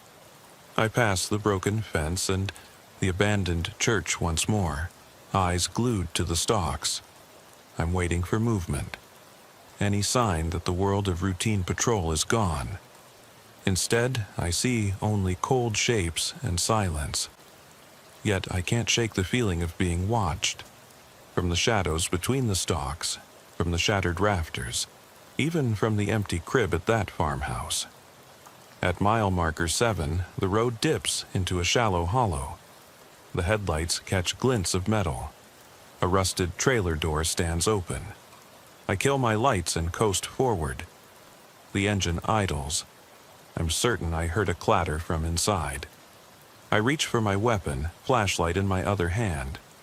I step onto the bottom rung of the trailer's metal stairs. They creak, loud in the quiet. The door hangs off its hinges, swinging inward. I clear my throat. "Deputy, anyone here?" Silence. I step inside. The beam picks out a cracked linoleum floor, peeling wallpaper, an overturned table. On the table, a single photo frame lies face down. I flip it over. A picture of a family, mother, father, baby. Smiles frozen in sunlight. I flip it upright. The baby's face is scratched out, deep grooves scraped into the glass. I shove it away. My reflection shifts in the broken window, a gaunt shape I barely recognize. I turn to leave. The door slams. I jump, heart lurching. I spin. Nothing. The wind, but the air is still. The trailer is sealed behind me. No holes in the walls, no open windows. The silence is thick, pressing. I exhale and tap the door frame. "Just the wind," I murmur. Back in the cruiser, I lock the doors and sit for a moment, hands shaking. 4:15 a.m., I radio dispatch. 5 Alpha to dispatch, false alarm, abandoned trailer. No one inside, lock it down. "Copy that," comes the crackle. I flick on the defroster, the glass clears. I pull back onto the road. My mind reels. Baby shoe, music box, photo with scratched infant. Each piece a silent accusation. Each moment a question with no answer. The wind picks up. A wailing whistle through the fields. I press the accelerator. The cruiser lunges forward. At mile marker 9, I see headlights behind me. Another cruiser. Deputy Ruiz again. He slows, pulls alongside. I nod. He waves me down. I kill the engine. "You find anything?" he asks. His breath puffs in the beam. "Nothing," I say. "Just shadows." He glances toward the fields. "You okay to finish the shift?" I swallow. "Yeah, fine." He hesitates. "You sure?" "You look beat." I force a nod. "Go home. Get some sleep."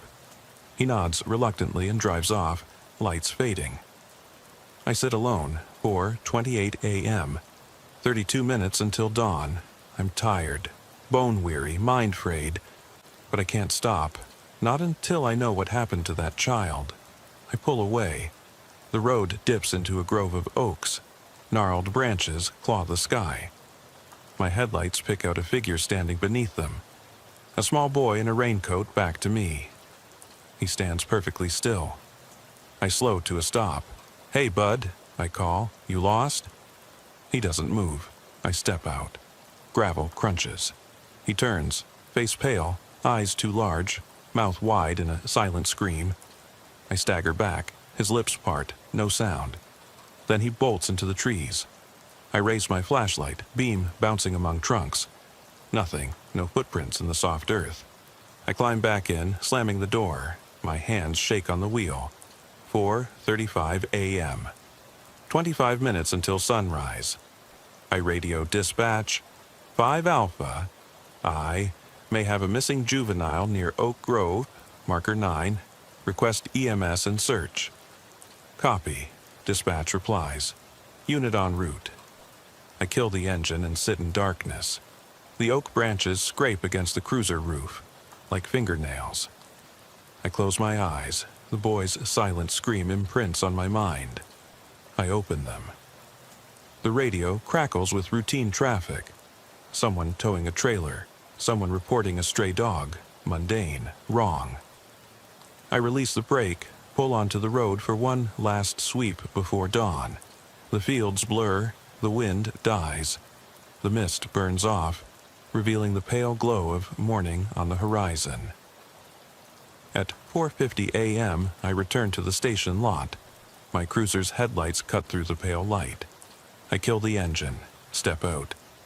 The chill of dawn wraps around me. I look back down County Road 127. Empty, silent. I head inside. The station is waking. Lights flick on, deputies stretch. I pass the roll call room. I brush past the chief, who gives me a tired nod. I offer a stiff nod in return. In the briefing room, I lay out the evidence. Baby shoe, music box, scratched photo. Eyes shift around the table. Concern, curiosity. The chief clears his throat. We'll follow up. Good work. I nod, but I feel hollow. The pieces sit on the table like puzzle parts that don't fit. He moves on. The others file out. I stay behind. I walk to the map on the wall. County Road 127. Markers penciled in, notes in red. I add the Oak Grove at mile marker 9. My handwriting trembles. I step back. 4 markers, 6 locations, 6 events, 6 chapters. 1 left. I glance at the clock. 5:05 a.m. Sunrise in 10 minutes. The pale light will wash away the abandoned church once more. Eyes glued to the stalks. I'm waiting for movement. Any sign that the world of routine patrol is gone. Instead, I see only cold shapes and silence. Yet I can't shake the feeling of being watched. From the shadows between the stalks, from the shattered rafters, even from the empty crib at that farmhouse. At mile marker 7, the road dips into a shallow hollow. The headlights catch glints of metal. A rusted trailer door stands open. I kill my lights and coast forward. The engine idles. I'm certain I heard a clatter from inside. I reach for my weapon, flashlight in my other hand. I step onto the bottom rung of the trailer's metal stairs. They creak, loud in the quiet. The door hangs off its hinges, swinging inward. I clear my throat. Deputy, anyone here? Silence. I step inside. The beam picks out a cracked linoleum floor, peeling wallpaper, an overturned table. On the table, a single photo frame lies face down. I flip it over. A picture of a family, mother, father, baby. Smiles frozen in sunlight. I flip it upright. The baby's face is scratched out, deep grooves scraped into the glass. I shove it away. My reflection shifts in the broken window, a gaunt shape I barely recognize. I turn to leave. The door slams. I jump, heart lurching. I spin. Nothing. The wind, but the air is still. The trailer is sealed behind me. No holes in the walls, no open windows. The silence is thick, pressing. I exhale and tap the door frame. Just the wind, I murmur. Back in the cruiser, I lock the doors and sit for a moment, hands shaking. 4:15 a.m., I radio dispatch. 5 Alpha to dispatch, false alarm, abandoned trailer. No one inside, lock it down. Copy that, comes the crackle. I flick on the defroster, the glass clears. I pull back onto the road. My mind reels. baby shoe, music box, photo with scratched infant. Each piece a silent accusation. Each moment a question with no answer. The wind picks up.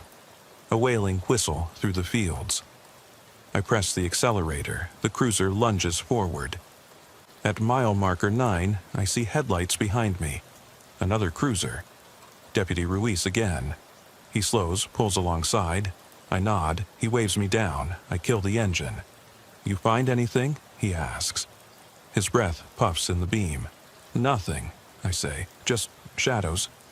He glances toward the fields. "You okay to finish the shift?" I swallow. "Yeah, fine." He hesitates. "You sure?" "You look beat." I force a nod. "Go home. Get some sleep." He nods reluctantly and drives off, lights fading. I sit alone, 4:28 a.m. 32 minutes until dawn. I'm tired, bone-weary, mind-frayed. But I can't stop.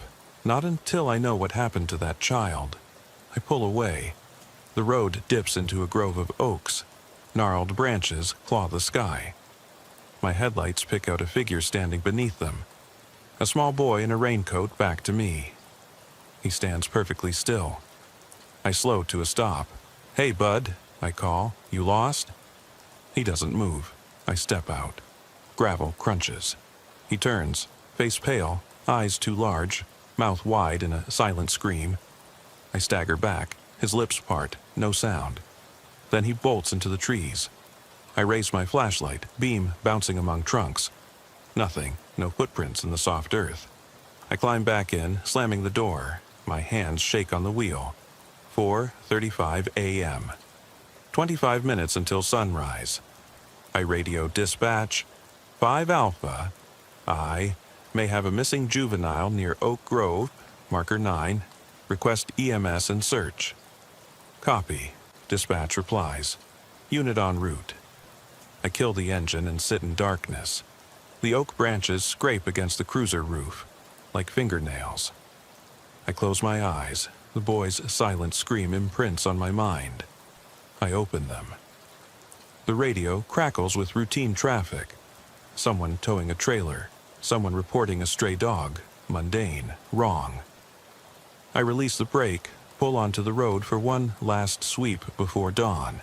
The fields blur. The wind dies. The mist burns off, revealing the pale glow of morning on the horizon. At 4:50 a.m., I return to the station lot. My cruiser's headlights cut through the pale light. I kill the engine, step out. The chill of dawn wraps around me. I look back down County Road 127. Empty, silent. I head inside. The station is waking. Lights flick on, deputies stretch. I pass the roll call room. I brush past the chief, who gives me a tired nod. I offer a stiff nod in return. In the briefing room, I lay out the evidence.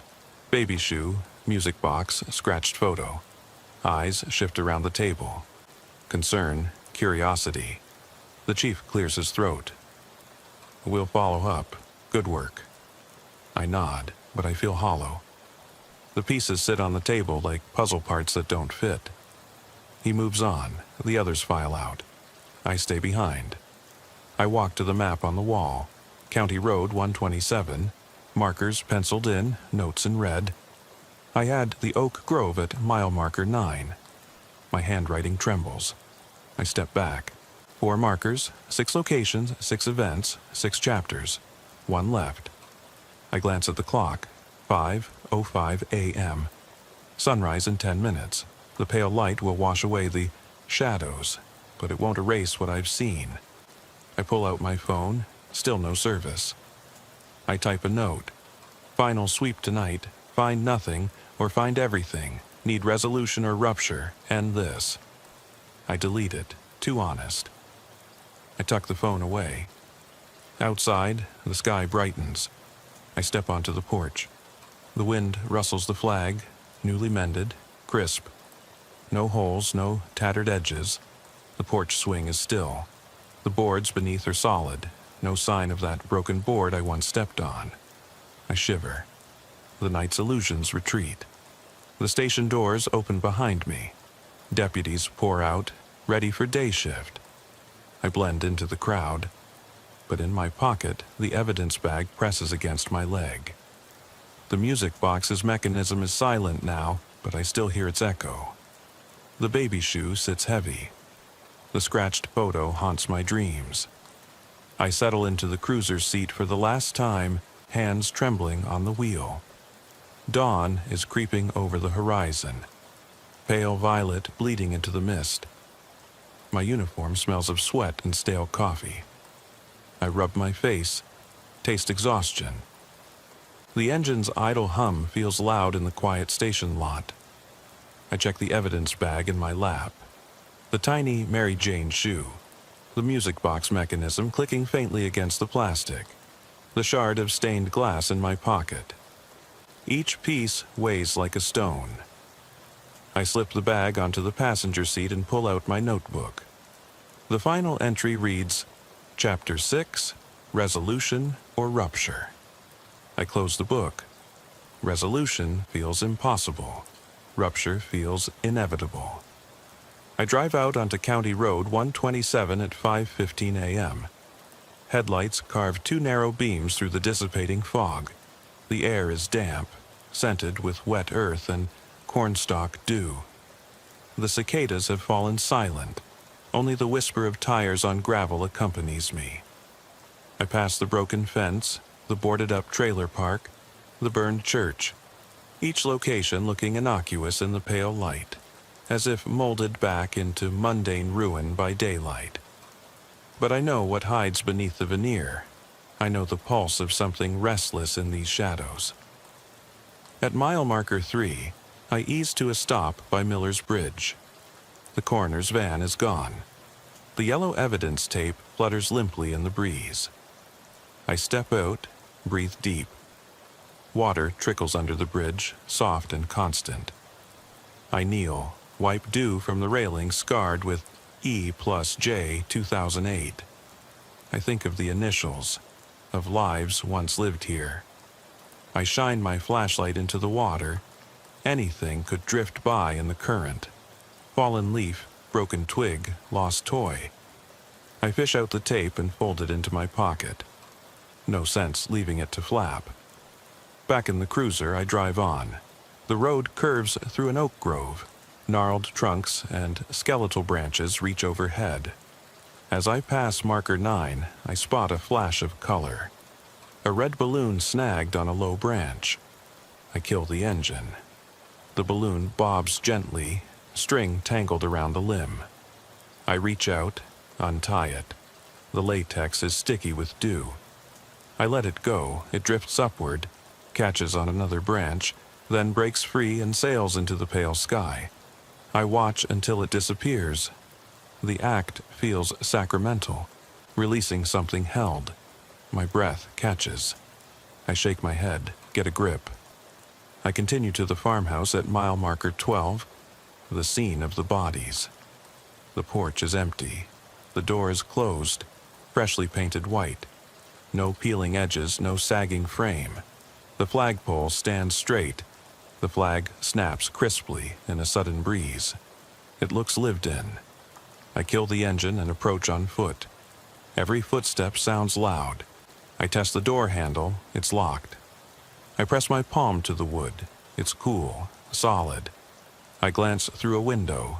Curtains drawn, interior dark. The swing on the porch is still. No creak. I step back. My pulse hammers. I put an ear to the door. Nothing. No sobbing, no whisper, no crawl of insects. I tap the door, twice, soft. Then a single knock, hard, from the other side. I jump. My hand flies to my holster. I spin. No one there. The door remains closed. I swallow. I whisper, "Who's there?" Silence. The only answer is the rustle of corn in the wind. I radio dispatch. 5 Alpha to dispatch. The house at marker 12 appears secured. Door locked. No activity. My voice sounds hollow even to me. Recommend we leave it. Copy that, comes the reply. I back away and return to the cruiser. My uniform smells of fresh paint now. I wonder who repainted the door. A homeowner? Or someone else? I shrug it off. I need to finish. I drive onto the trailer park at marker 15. The padlocked trailer stands silent. Hazmat tape flutters where they sealed the entrance. I kill the lights and coast in. My beam picks out the smear on the wall, dark, sticky, and then the blank space where the little girl stood. I step out and crouch, shine the light on the stain. It glistens. I press a gloved fingertip to it, sticky like old sap.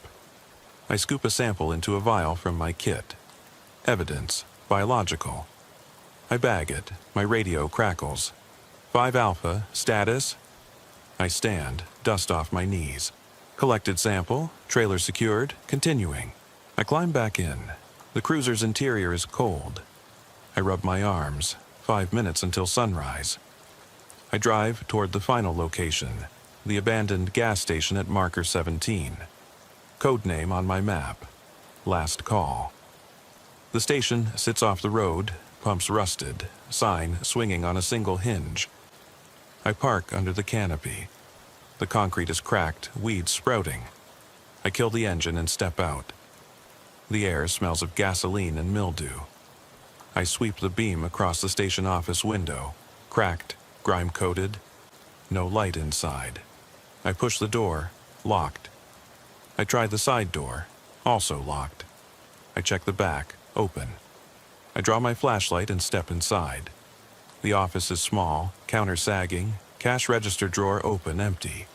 Paper cups strewn on the floor. The air is thick with dust. I sweep the beam across shelves. Empty cans, road maps, a lone coffee mug on the counter. I step forward. The mug clinks. I freeze. The beam catches a smear inside. Dark stain, crusted. I lean in. Smell of stale coffee and something metallic. I pocket the evidence bag.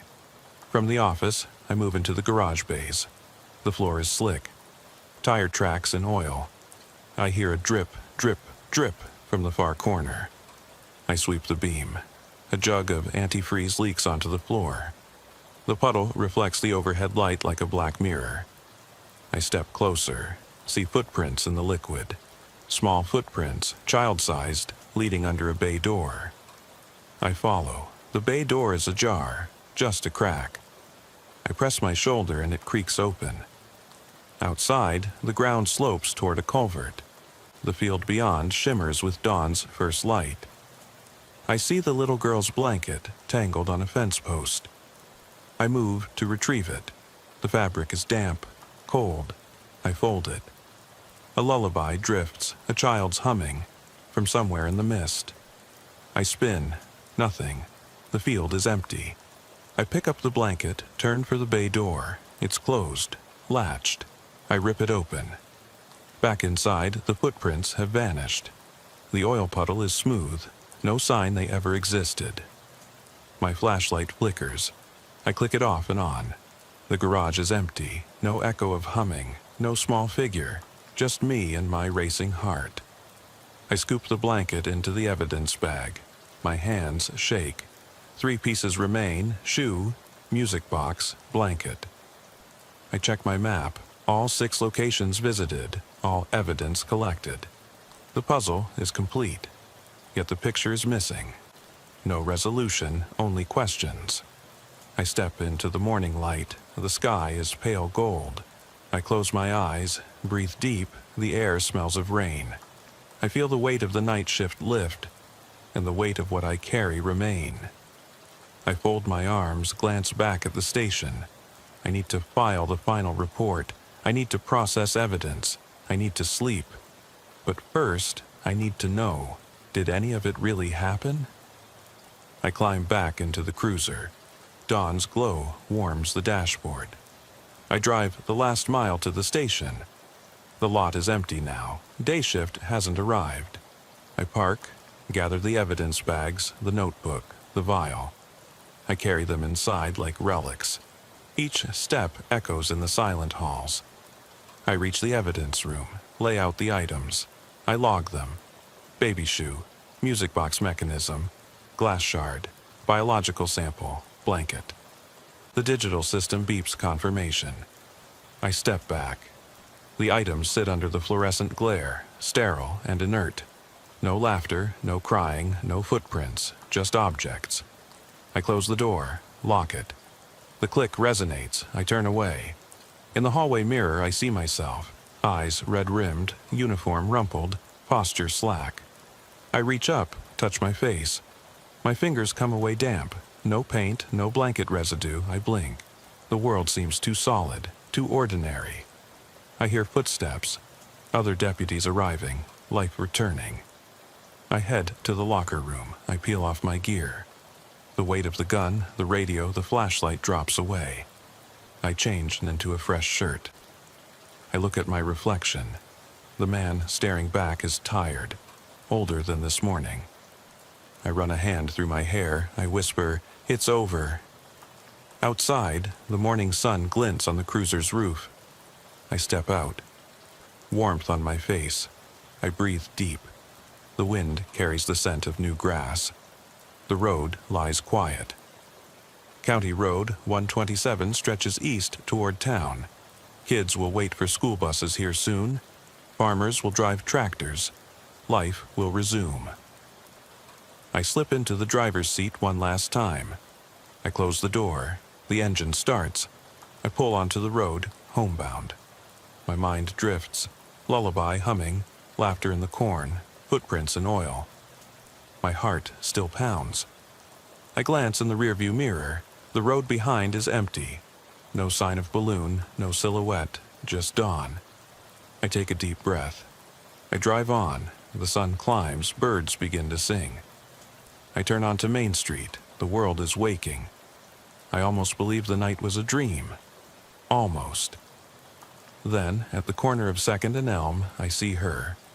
A little girl in a red coat, standing on the sidewalk, head down, humming softly. She doesn't look up as I pass. Her blanket is draped over her shoulders. I brake. Hand trembling on the wheel. She is too small, too still. I lean. Forward. But when I glance again, she's gone. No footprints in the wet pavement. No lullaby, just the echo in my mind. I swallow. Drive on. My reflection in the window wavers. I realize I'll never know if she was real or just the fragments of my own fear. The pieces sit locked away, evidence of something lost. I pull into the driveway. The house is dark. I kill the engine. Silence. I sit for a moment listening. The baby shoe, the music box, the blanket, all tucked away. The only thing left is the memory. I step out into daylight. I close the cruiser door. The click sounds final. I stand in the morning hush and wonder, did I save her, or did I only chase shadows? The front door of my house stands closed. I approach. My hand hovers over the knob. I think I hear a soft cry, just for a moment. I open the door, empty hallway, sunlight through the curtains. My daughter's teddy bear lies on the floor. I scoop it up. Its fur is warm. I breathe out. Behind me, the door clicks shut. First turn. The hallway is empty. I whisper, "I'm home." And in the silence, I almost believe it, until I hear the faintest click, like a music box winding, and a soft giggle from the darkness. I freeze. The teddy bear's eyes seem to gleam. I step forward. The floorboard creaks. Silence. Then, just as I reach out, the world goes still. The question remains, was it her, or only the ghost of my own guilt? I climbed out of the cruiser into the chill just after midnight, the wind cutting through my jacket like a knife. Route 67 lay quiet and empty, nothing but the skeletal remains of cornstalks on either side, bending and snapping in the gusts. My breath fogged in the beam of my flashlight as I clicked it on, the yellow glow illuminating the cracked asphalt and the mile marker reading 142. No radio traffic, no cell signal. Just me, alone, and the scent of damp earth drifting from the fields. I paused at the edge of the road, hands on my hips, listening. The cruiser's engine idled behind me, its hum a distant comfort. Then came the soft creak of wood, floorboards shifting under weight I couldn't see. My heart kicked. I flicked the light off the road and onto the abandoned farmhouse set back 30 yards, its white paint peeling in broad strips. The front porch sagged. One window on the side glowed faintly. The rest were dark voids. The place had been empty for years, locals said, but tonight it wasn't silent. I closed the door of my cruiser and walked up the gravel driveway, each step crunching loud in the empty night. My hand hovered near my holstered pistol, training my senses on every sound. The distant bark of a dog, the scuttle of a rat in the underbrush, the whistle of wind through broken shutters. I came to the porch and paused beneath the single porch light, its bulb flickering in protest. The boards creaked under my weight. I tapped the doorframe with my knuckles. "Sheriff's office," I said, voice low, professional. "Deputy Harris, anyone home?" Silence replied. I nudged the door. It swung inward on rusty hinges. I stepped inside, flashlight in one hand, radio mic clipped to my shoulder. The beam cut through dusty air to reveal a living room frozen in decay. A threadbare sofa, wallpaper curling in damp corners, an old rotary phone off the hook. I swallowed. "Dispatch, I'm clearing the cruiser to investigate a possible monitor alert at this address. Over." Static, then nothing. I cursed under my breath. Of course, no one answered. Typical dead zone. I stepped further in. The floorboards groaned beneath me. Every breath echoed. My light swept over a battered coffee table, scratched wood, a scattering of broken picture frames. Faces blurred by time. I moved to one frame and knelt. The glass was cracked. Inside, a faded photograph of a little girl on a swing. I looked up. The hallway stretched away, darker than the rest, swallowing the beam. I felt that familiar tightening in my chest, anxiety crawling up my spine. My radio crackled again. "Harris? Dispatch." I jabbed the button. "Go ahead. You good?" "You've been quiet for a while." I forced a chuckle. "Just routine. No sign of life. I'm checking the back rooms." "Copy. Keep me posted." I flicked the mic off and rose. The beam bobbed as I advanced down the hallway. Doors on either side, bedrooms, I figured. Some ajar, some closed. The air smelled stale, like sweat and mold. I pushed open the first door on the right. A child's nursery, crib slats chipped, mobile hanging broken, mattress stained. I shone the light under the crib. Nothing. I stepped back. Each room felt familiar, yet wrong, as if I'd been here before, though I hadn't. The floor plan shifted. I opened one door expecting another bedroom. Instead, I found a small parlor with a single rocking chair facing the window. The chair moved, slowly. Creak.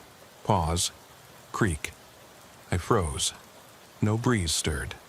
I cleared my throat. "Ma'am?" The chair stilled. I stepped closer. The cushion bore the imprint of someone recently seated, but no one was there. I swallowed hard, heart pounding. I stepped back into the hallway. My boots clicked. The hallway seemed longer, narrower. A door at the end sealed shut. Paint dried in the seams. I frowned, approached, pressed my shoulder. It didn't budge. My gloved hand forced it open. Behind it, an attic hatch. Insulation piled on the floor. A lone bulb hanging from a string. I flicked the flashlight upward. Darkness above. I climbed the narrow stairs, each step moaning under weight. At the top, the bulb swung, casting dancing shadows. The beam revealed old trunk, yellowed newspapers, nothing more. I crossed the attic on creaking floorboards. The only sound my breathing in my ears. I felt watched. I swung the light around, corners swallowed in shadow. Then I heard it. A soft scuffle behind me. I spun, light sweeping the floor. Nothing. My pulse thundered. I forced calm. It was an old house. Settling noises. I stepped backward toward the hatch and froze. At the bottom stood a woman on her hands and knees, hair matted, eyes locked on mine. She yelled a single name. "Camille!" Voice hoarse, desperate. She didn't move toward me, just watched, rocking slightly. I swallowed. "Ma'am," I said, voice steadier than I felt. "You need to stand up." She only repeated Camille's name. No recognition, just that wild gaze. I clicked the radio. Dispatch, possible subject, no, civilian. Female, middle-aged, disoriented. I need backup. The radio crackled. "Copy. Units 10 minutes out." I exhaled. The woman rose slowly, her joints cracked. She turned and crawled toward the far wall, then vanished into shadow, slid away like smoke. My stomach dropped. I advanced, flashlight sweeping, but the hallway beyond had changed. Doors where none were before, corners bending. I stepped through one doorway and emerged in the living room again, the one I started in. The sofa, the phone, the broken pictures. I checked my watch. 20 minutes had passed since I arrived. It felt like hours. I shook my head, heart racing. I needed to find Camille's monitor, proof of the alert. I scanned the floor. There, under the sofa, lay the ankle monitor. Dull metal strap coated in dust. I picked it up, thumb brushing the serial plate. Camille Sterling. Absconded 2 nights ago. I slipped it into my jacket pocket. The house groaned, as if relieved. I moved back toward the hallway, but the door I came through was gone. Instead, a narrow arch led into another corridor, darker, colder. My breath fogged again. I clicked on the radio. "Dispatch, I've got the monitor." Subject absent. I'm exiting now. No response. I stepped into the corridor. The walls pressed in. My flashlight trembled in my hand. I heard distant whispers, indistinct, like the wind through cracks. I forced myself forward. Every step echoed. The corridor opened into a small room, a makeshift bedroom. A single bed, blankets folded neatly. On the pillow, a muddy sneaker, Camille's sneaker from her booking photo. My heart froze. I stepped closer. The sneaker's laces were tied in a perfect knot. I reached out, and the bedsheet twitched beneath it. I jerked back. The door slammed behind me. Darkness swallowed the beam. I fumbled for my radio. "Dispatch! Backup! Now!" Silence. My breathing thundered. Then a soft singing. Child's lullaby, warped, coming from the attic above. I swallowed. My boots felt heavy. I forced myself to climb the stairs again, each step a battle. The lullaby grew louder, tinny, broken. At the top, the attic was empty. The bulb flickered. Shadows danced. The song stopped. In the beam's center lay the muddy sneaker. I dropped to my knees. The sneaker twitched. I scrambled backward. The attic hatch slammed shut above me. Pitch black. My radio light blinked. Dead battery. I pounded on the hatch. Nothing. I slid down the wall, chest heaving. I pressed my ear to the wood. A silence, then a faint scuttle below. The woman's whisper, "Stay." My heart nearly stopped. I backed away, fumbling in the dark. The hatch lifted slightly, just enough for a sliver of moonlight. I climbed through, hands shaking, dropped to the floor. The front door stood open. I didn't hesitate. I ran across the porch, dove into the cruiser, slammed the door. The engine roared to life. I peeled away, tires spitting gravel. Behind me, the farmhouse sat silent. The porch light winked off. The monitor clicked in my pocket. I glanced in the mirror. My face was pale, eyes wide. I whispered, We're clear. My voice trembled. Dispatch crackled. Harris, you still there? I swallowed. Yeah, I'm clear. Subject not in custody. End of shift. I hung up. I drive past that house on every patrol now. I never stop. Sometimes I think I see movement in the window. Sometimes I hear that lullaby on the wind, and I wonder, was it real or just the fatigue of the graveyard shift? Because it felt like something more.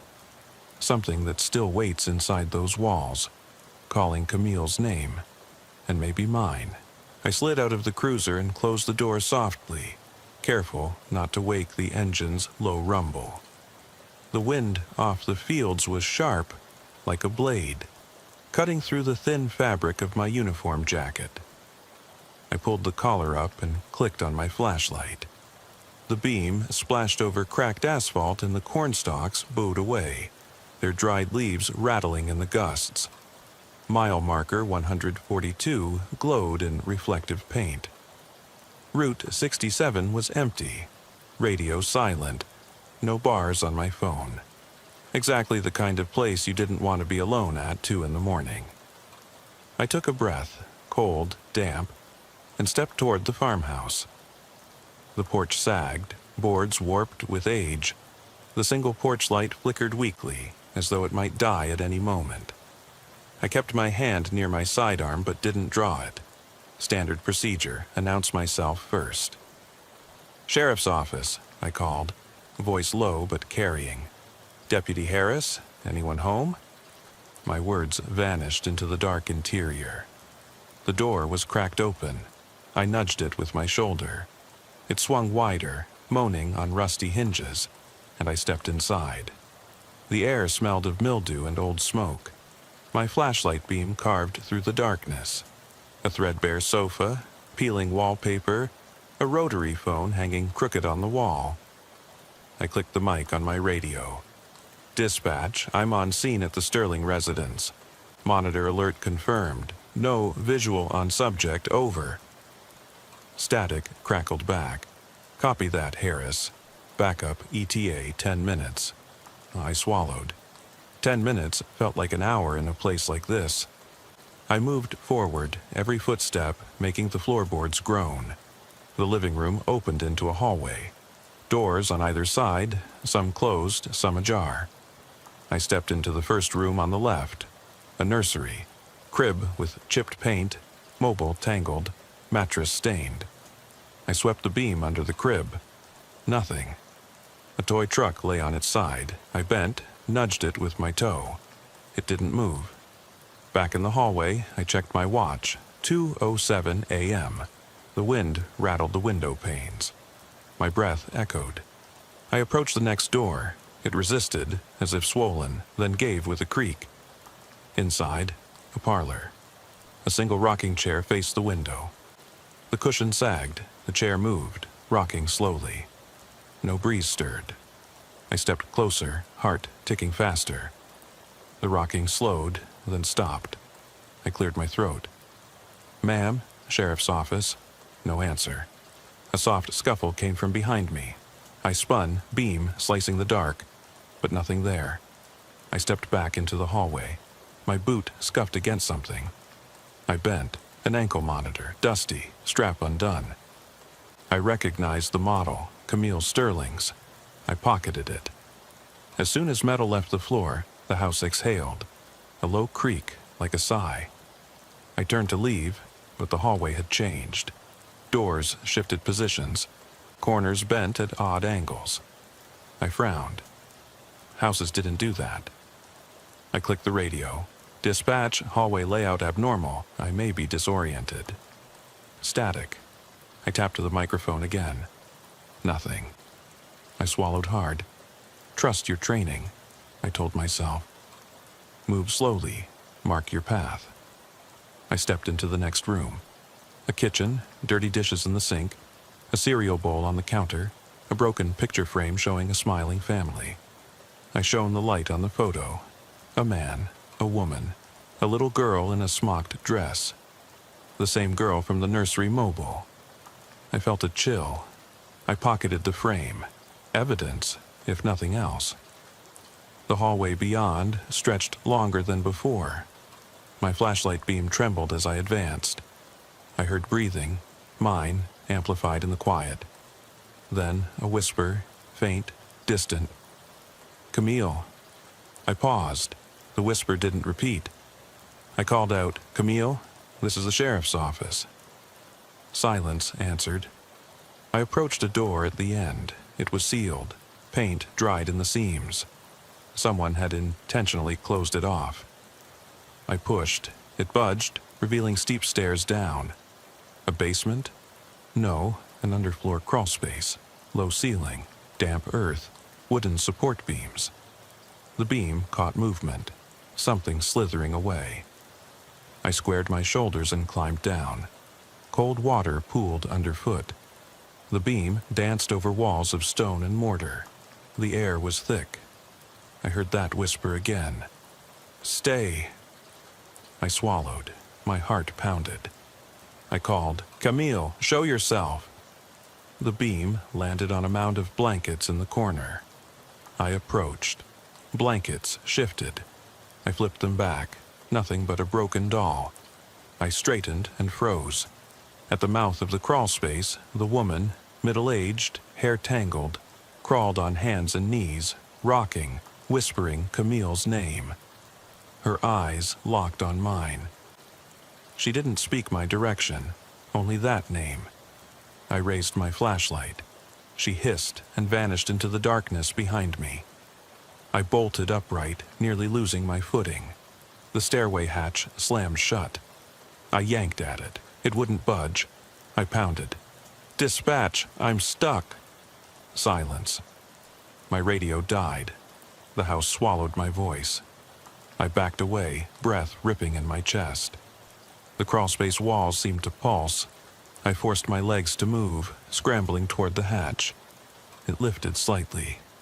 Moonlight slicing the beam, I climbed through, scraping my arms. I dropped to the living room floor, gasping. The front door stood open. I didn't look back. I sprinted across the porch and dove into my cruiser. Hands shaking, I locked the door and fired the engine. The headlights cut through the dark as I peeled away. Route 67 lay empty again. The farmhouse receded behind a rise. I flicked off my flashlight mount. Beam died. In the rearview mirror, I saw the porch light wink off. I exhaled, voice hoarse. "I'm clear." Dispatch crackled. "Harris, you okay?" I forced calm. "Yeah, I'm clear. Subject not in custody. Ending shift." I hung up. My reflection stared back, pale, hollow-eyed. The monitor lay on the seat beside me. Camille's name glinted on the metal. I don't know if she was ever there, or if that woman was real. But I know what I felt. The walls breathing, the whisper calling, the endless corridors. Sometimes I hear that lullaby in the wind. Sometimes I see movement in the window. And I wonder, was it just fatigue? Or did the house want to keep me inside? Because I haven't forgotten that whisper, "Stay." I didn't sleep, not a wink. Every time I closed my eyes, I saw that hallway stretching away, the peeling wallpaper rippling, heard the soft whisper, "Stay." My partner called me at first light, static on his end, like he'd woken from a dream. I told him I was fine, just tired. I lied. I shoved the monitor into my locker and scrubbed the memory of its cold weight from my mind. But the house was still there, pressing against the back of my skull. By mid-morning, I was on my second cup of coffee, pacing the squad room. The others gave me looks, coffee jitters or something else. I dropped into my chair and stared at the digital map on the wall. Route 67. The Sterling place sat like a dead spot in the grid. No calls, no traffic, no cell. The kind of place you'd forget if you didn't drive past it every shift. But I remembered, vividly. Dispatch crackled. "Deputy Harris, we've got a domestic disturbance at mile marker 139, northbound Route 67. Caller hung up. Possible gunshots. My gut twisted. I grabbed my jacket, slammed my coffee down. I'm on it. The sergeant nodded. Be careful. I didn't tell him why. I parked under the single streetlight by the diner at the intersection. The neon sign buzzed. Coffee, pie, gas. The lot was empty. I clicked on the cruiser's overhead light, blue halo in the dark. I stepped out, flashlight in hand, and listened. Wind in the fields, distant rumble of a semi, no shots. I called over the radio, Harris to dispatch, en route to disturbance. ETA 2 minutes. Static reply. I drove north, passing the cornfields, the skeletal stalks bending in the breeze. The Sterling house came into view, porch light dead, windows dark. But ahead, I saw headlights. 2 cars pulled on the shoulder, hazard lights blinking. I slowed, rolled down the window. A man in a hoodie knelt by something on the ground. I recognized the pattern immediately. An ankle monitor cracked open, strap broken. Camille's monitor. I killed the engine, jumped out. Deputy Harris. He turned. Young kid, eyes wide. I found this down the road, thought it was trash. He held up the monitor like a trophy. Behind him, a second cruiser rolled in, lights painting the fields red and blue. My heart pounded. I nodded, took the monitor. Good work. Did you see anyone? He shook his head. No one. It just lay there. I glanced back at the dark farmhouse. Not a light, not a silhouette, nothing. I called it in. Dispatch, monitor recovered at mile marker 140, northbound. No sign of subject. The reply was routine, but I felt the weight of that broken strap in my hand. I stood in the road, radio silent again. The wind carried a faint sound. Laughter, or wind through broken shutters. I swallowed. Let's clear the scene, I told the kid. He climbed back in the cruiser. I turned to leave and froze. From the field's edge, a figure stood watching. The woman, crawling slowly on hands and knees, head tilted. She mouthed Camille's name, then vanished into the cornstalks. I didn't chase her. I drove off, lights spinning. My reflection in the window wavered, hollow-eyed. In the mirror, I thought I saw someone in the back seat. A pale face pressed against the glass. Then nothing. Back at the station, I locked the monitor in evidence. I washed my hands 3 times. I downed another coffee. My hands shook. The sergeant asked if I was okay. I nodded. Long night. He frowned, but let it go. I spent the next hours running reports, filling forms, trying to make the world normal again. But every time I glanced at the corner of the ceiling, I half expected that hallway's rippling wallpaper. Every time the copier word, I jumped. Every time dispatch went silent, I heard that whisper. By afternoon, I was driving patrol again, Route 67 southbound.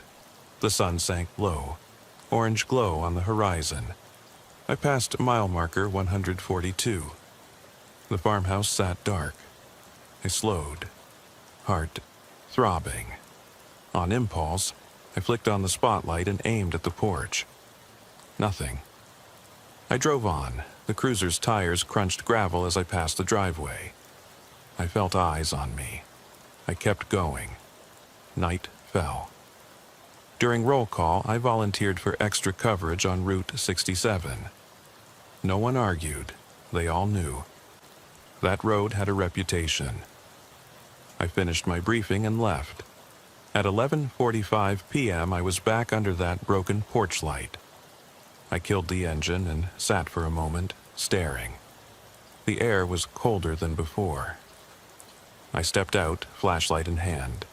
The beam caught the corner of the house. A side window cracked, curtain fluttering through no breeze stirred. My chest tightened. I approached. The door was shut, but unlocked. I pushed it open. Inside, the house was silent. The living room was empty. The chair from before sat motionless. I crossed to the hallway, each step slower, deliberate. My boots creaked. I passed the nursery. Crib empty, mobile still. The monitor sat on the floor where I'd left it? No, it lay on a dresser in the corner, strap closed. I frowned. How had it moved? I stepped closer. The metal was cold, though the room was stuffy. I picked it up and checked the serial. Camille Sterling. Same. A soft click behind me. I spun. The parlor door closed. I pounded the hallway wall. Hey! No answer.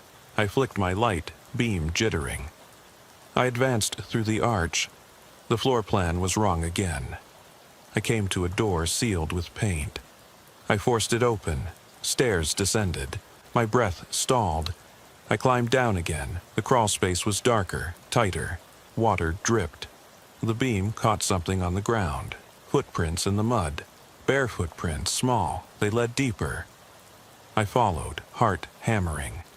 The whisper came, "Camille." Closer now, urgent. I called, "Camille, show yourself." The footprints ended at a pile of blankets. I knelt, peeled them back. Nothing but that broken doll, eyes missing. I heard scuttling above. I scrambled for the stairway. Hatch slammed shut. I shook it. "Dispatch, I'm trapped."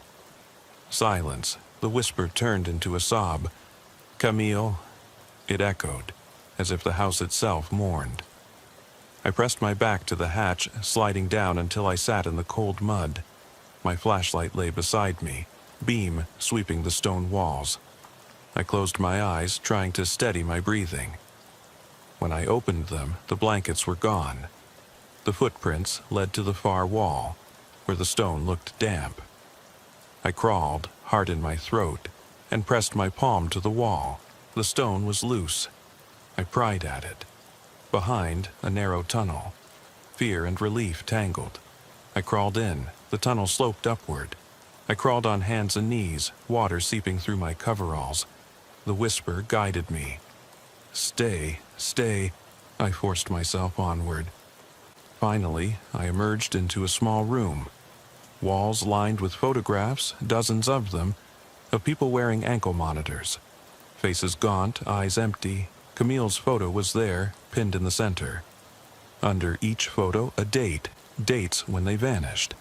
The most recent, tonight's date, my badge number scrawled beneath. My head snapped up. The room spun. I staggered back. The tunnel hatch slammed above me. Darkness.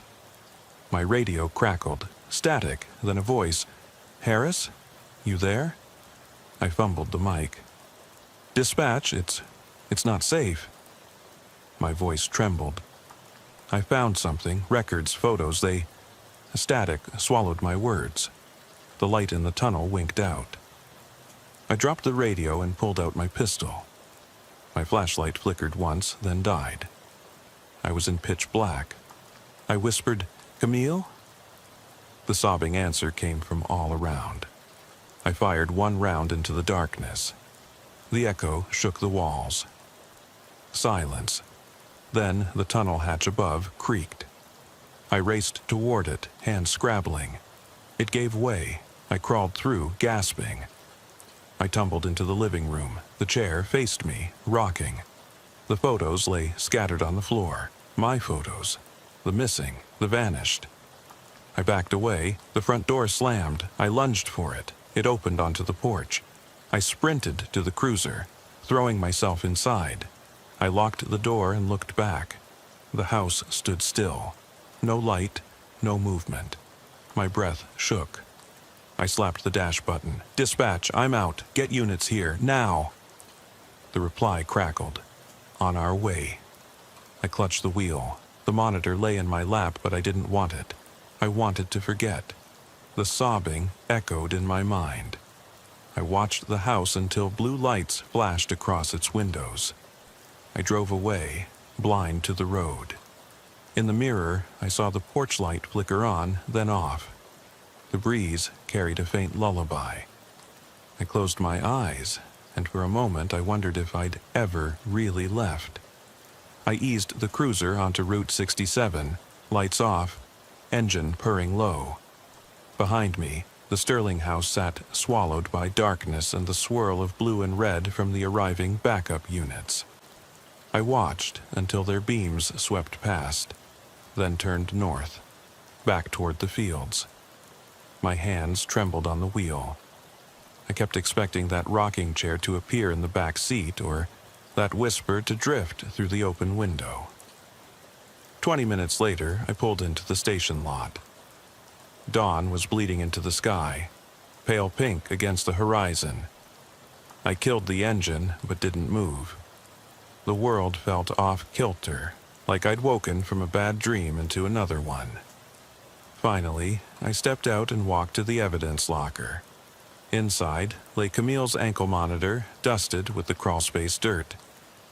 I hesitated, then locked it away again. Some things you file, others you bury. By breakfast roll call, the station buzzed with routine. Stolen ATVs, noise complaints, a fender bender on Main Street. No one mentioned the Sterling place. I took my coffee black and sat at my desk, heart still hammering. The sergeant paused by my cubicle. "You look like hell." I managed a tight smile. "Long night?" He nodded. "Get some rest." I nodded, but I knew sleep would evade me. Mid-morning, I found myself back on Route 67, this time with a notepad. I traced the driveway edges, sketched the porch, marked the warped boards. I timed the distance from marker 142 to the house, exactly 30 yards.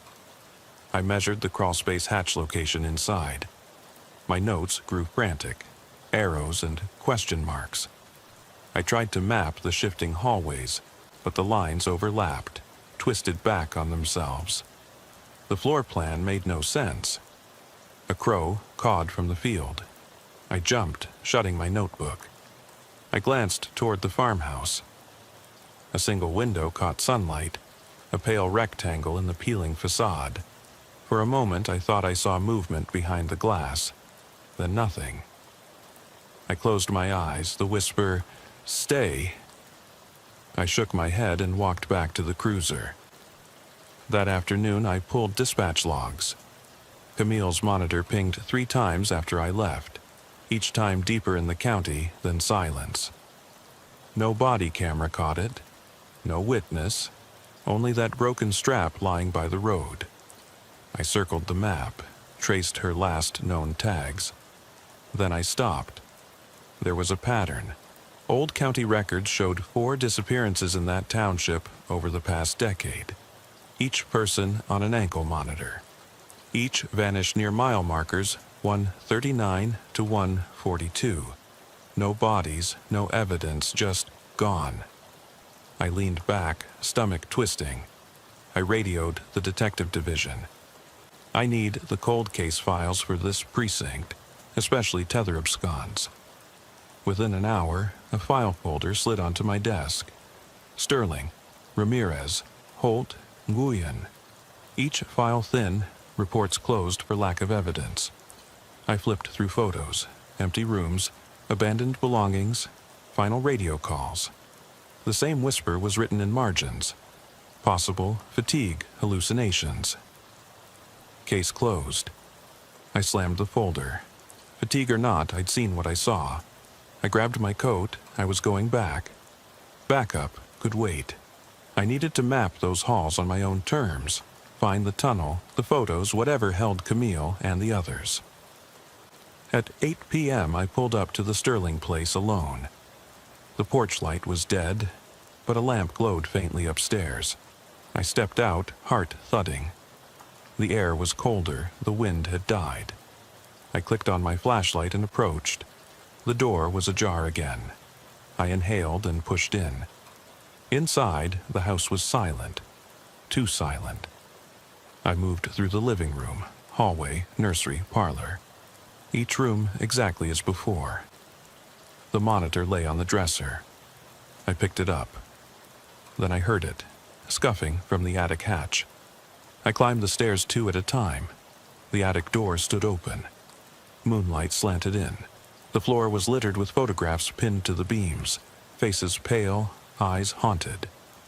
I recognized names: Sterling, Ramirez, Holt, Nguyen, and my own photo pinned among them, badge number beneath. My breath caught. I stepped closer. The last photo was fresh. Camille's face smiling, eyes alive. Beneath it, today's date. A whisper curled around me. "Stay!" I swung the flashlight. The woman crouched in the corner, rocking, face hidden. I cleared my throat. "Ma'am, this ends tonight." She lifted her head. Her eyes were empty holes. She tilted her head, whispering Camille's name. I holstered my pistol and stepped forward, voice soft. "I'm here. I'm listening." She vanished, melting into shadow. The photos fluttered, then fell, blank frames drifting down. The monitor slipped from my hand, clattering on the wood.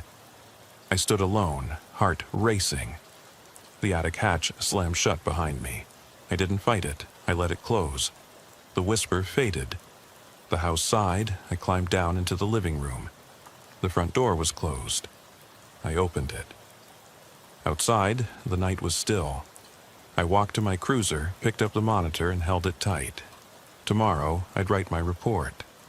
I'd recommend the Sterling case be reopened. I'd warn the department about Route 67. But right now, I just needed to drive. I slid into the seat, started the engine, and pulled away. In the rearview mirror, the farmhouse receded into shadow. In my pocket, the monitor ticked softly, like a heartbeat, and I wondered, who was really tethered to whom? I didn't set an alarm. I couldn't risk waking to that whisper again. "Stay," etched into my dreams. Dawn came slow. Pale light filtering through blinds as I sat in the cruiser. Engine idling, eyes fixed on the Sterling house fading in the rearview mirror. I'd driven until the road signs changed from county road to state highway, but the weight in my chest didn't lift. The monitor's strap still clicked in my pocket, a reminder that Camille and those before her were out there somewhere, tethered to that place in ways I couldn't fathom. I pulled into the station lot at 7:15 a.m. The sergeant was already in, pouring coffee. He glanced up, saw my face. No words exchanged, he knew. I stepped inside, tossed the monitor onto my desk. It skittered across the wood and stopped at the edge, as if itching to fall. I didn't pick it up. Instead, I opened my laptop and began typing my supplement to the Sterling report. New evidence suggests non-paranormal but highly anomalous structural distortions within the residence. Hallways shift. Time perception altered. Victims on tether monitors disappeared. Recommend full forensic architectural survey and a re-examination of cold cases, Sterling, Ramirez, Holt, Nguyen, et al. I saved and sent it to the detective division, carbon copying the chief. By mid-morning, a detective emailed back, "We'll assign a team." Good work, polite, clinical. They didn't ask how I felt, they just wanted facts. I closed the laptop. Facts weren't enough. I spent the afternoon gathering equipment, portable mapping lasers, audio recorders, extra batteries, a body camera I'd modified to tape continuously. I packed a change of clothes, water, energy bars. The sergeant cornered me as I headed out. "You sure about this?" He nodded at my gear. I met his eyes. "I need to know." He sighed, then quietly, "Be safe." He didn't say, "Come back," but I heard it. At 8 p.m., I rolled onto Route 67. The sky was bruised purple. Crickets rattled in the fields. The Sterling house emerged through the corn, dark silhouette against the twilight. I stopped, 50 yards out, killed the engine. Silence pressed in. I stepped out, locked the cruiser, and set my gear on the hood. I clicked on my headlamp, clipped the body camera to my chest, hit record. The little red light blinked. Deputy Harris, supplemental exploration. Objective: document structural anomalies, locate missing subject evidence, retrieve tether devices. Audio and visual record engaged. I approached the porch. The boards creaked familiarly.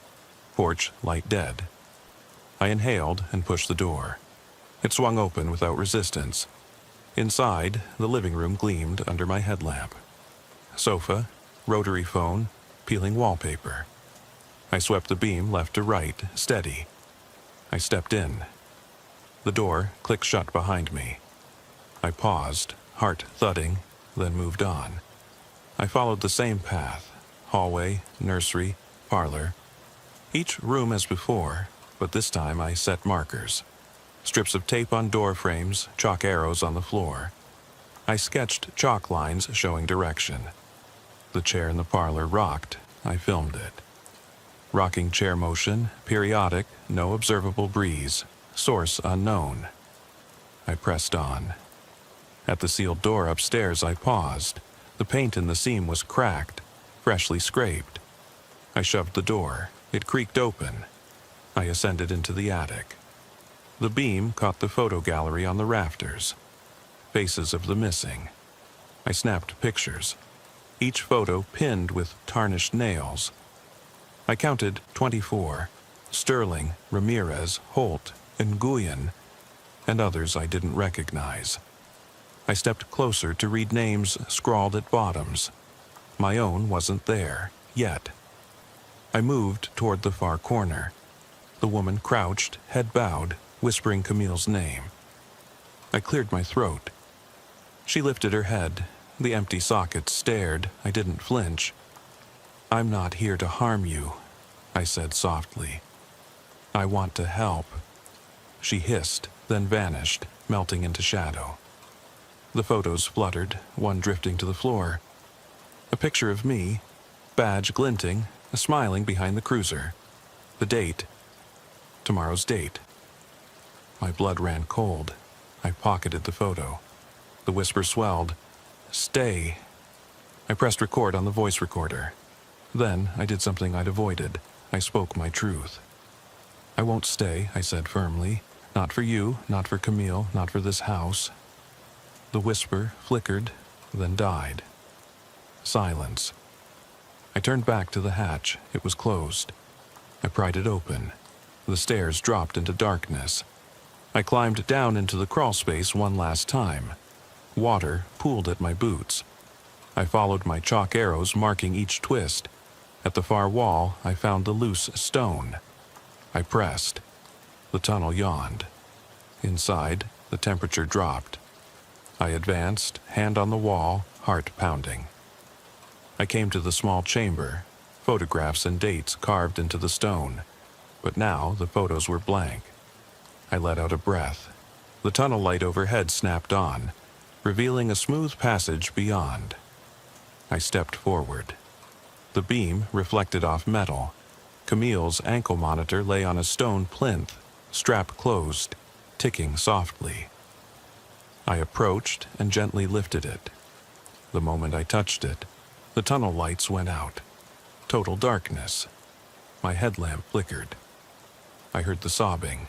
I whispered, "I'm leaving." The sobbing rose to a wail. I turned and ran, trip after trip, back through the crawl space, up into the attic, down the stairs. I crashed through the living room, out the front door, and dove into the cruiser. I slammed the door, locked it. The engine roared. I held the monitor on my lap, panting. The house stood silent. I pulled away, tires spitting gravel. In the mirror, I saw the attic window glow one last time, then fade. I drove to the station without lights. I handed the monitor to evidence. No words. They nodded, I logged it, then I walked outside. Dawn was breaking again. I stood under the sky, turning pale. I closed my eyes and listened. No whisper, no chair rocking. Just the wind in the fields. I don't know what I expected. Closure, maybe. But I got something better. Certainty. The house can shift walls. It can call names. It can trap the mind, but it can't hold on to the living. Not if they choose to leave. I clipped the final report to the chief's desk. Residence structurally anomalous. Missing persons correlation confirmed. Physical evidence recovered. Victims remain at large. Recommendation, permanent condemnation and controlled demolition. I paused, then added, and a warning, some places feed on isolation. Don't let them. That afternoon I left Route 67 behind. I volunteered for patrol in town, where the streets were straight, the houses solid, and the people visible. At night, I still hear the creak of floorboards in old houses. I still feel the tug of that whisper in my mind. But I don't stop. I keep driving. I keep the lights on. And I remember that the only tether that matters is the one we choose to hold, the choice to step back into the light. I parked under the streetlight at the edge of town just before 3 a.m., hands trembling on the wheel. The Sterling house was miles behind me now, Route 67 swallowed by fields and darkness, but I could still feel its weight pressing on my bones. I killed the engine, sat in silence, and closed my eyes. The whisper wasn't there. For the first time in days, I heard nothing but my own breath. I stepped out into the chill and walked to the rear of the cruiser. I unholstered my flashlight and clicked it on, the beam cutting through the foggy glow of the streetlight. I checked my watch. 2:57 a.m. I'd sworn I'd never go back, yet here I was, drawn by questions that wouldn't let me sleep. I flipped open the evidence bag containing Camille's ankle monitor. The strap was snapped shut around a piece of chalk-marked floor plan I'd sketched, binding memory to metal. I tapped the monitor's sensor, no signal. Camille was gone. The others were gone. All the tethered souls of that house vanished into whatever labyrinth lived behind its walls. A soft hum drifted from the diner across the street. Coffee brewing. Someone humming along to the radio. Normal life. I slipped the monitor into my coat pocket and returned to the cruiser. I sat, engine idling, and thought back over every step of the past week. The crooked hallways, the rocking chair, the crawlspace tunnel, the attic shrine of faces. Every detail had led me here, to the edge of the ordinary world, staring back at a place that didn't belong in any map. I closed my eyes and let my mind replay the final moments in the attic. The photos fluttered down like confetti. Sterling, Ramirez, Holt, Nguyen, and then that fresh photograph of me, dated tomorrow. I remembered the cold dread when I picked it up, the way the whisper swelled into a chorus. Stay. I'd resisted. I'd shattered the spell by speaking my intention aloud. I won't stay. And in that moment, the house had released me. I started the cruiser and pulled away, tires crunching on gravel. I drove north, toward the highway, toward home. The sky began to pale. The first birds stirred in the telephone wires.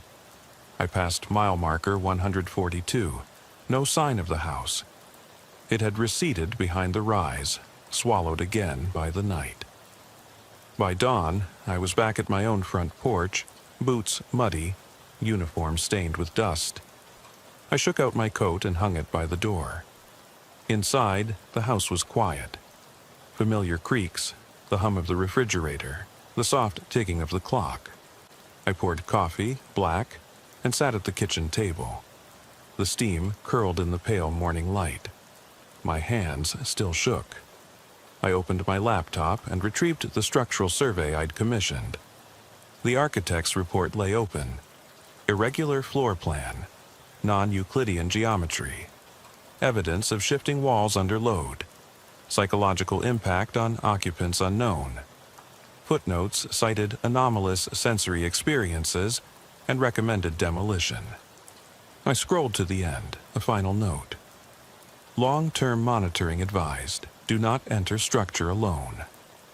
I closed the file. My phone buzzed. Text from dispatch. Detectives are following up. Good work. Get some. Rest, I typed back. Will do. Then I deleted the message. Rest was a luxury earned by those who slept. I stood and walked to the window, looking out at the quiet street. Kids would be waiting for the school bus in a few hours. Mail trucks would roll by. Life would resume its steady pace. And I would return to patrol. Calls about barking dogs, trespassing teens, a fender bender at Main and 3rd. I would wear my uniform. I would speak with calm authority. And I would smile at the neighbors I passed. But I would also carry the memory of that house in my bones.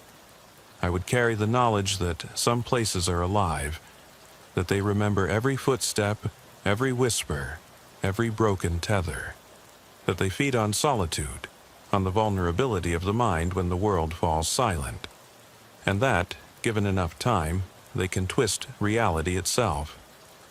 I lifted my coffee mug in a silent toast to the dawn. Here's to the living, I murmured.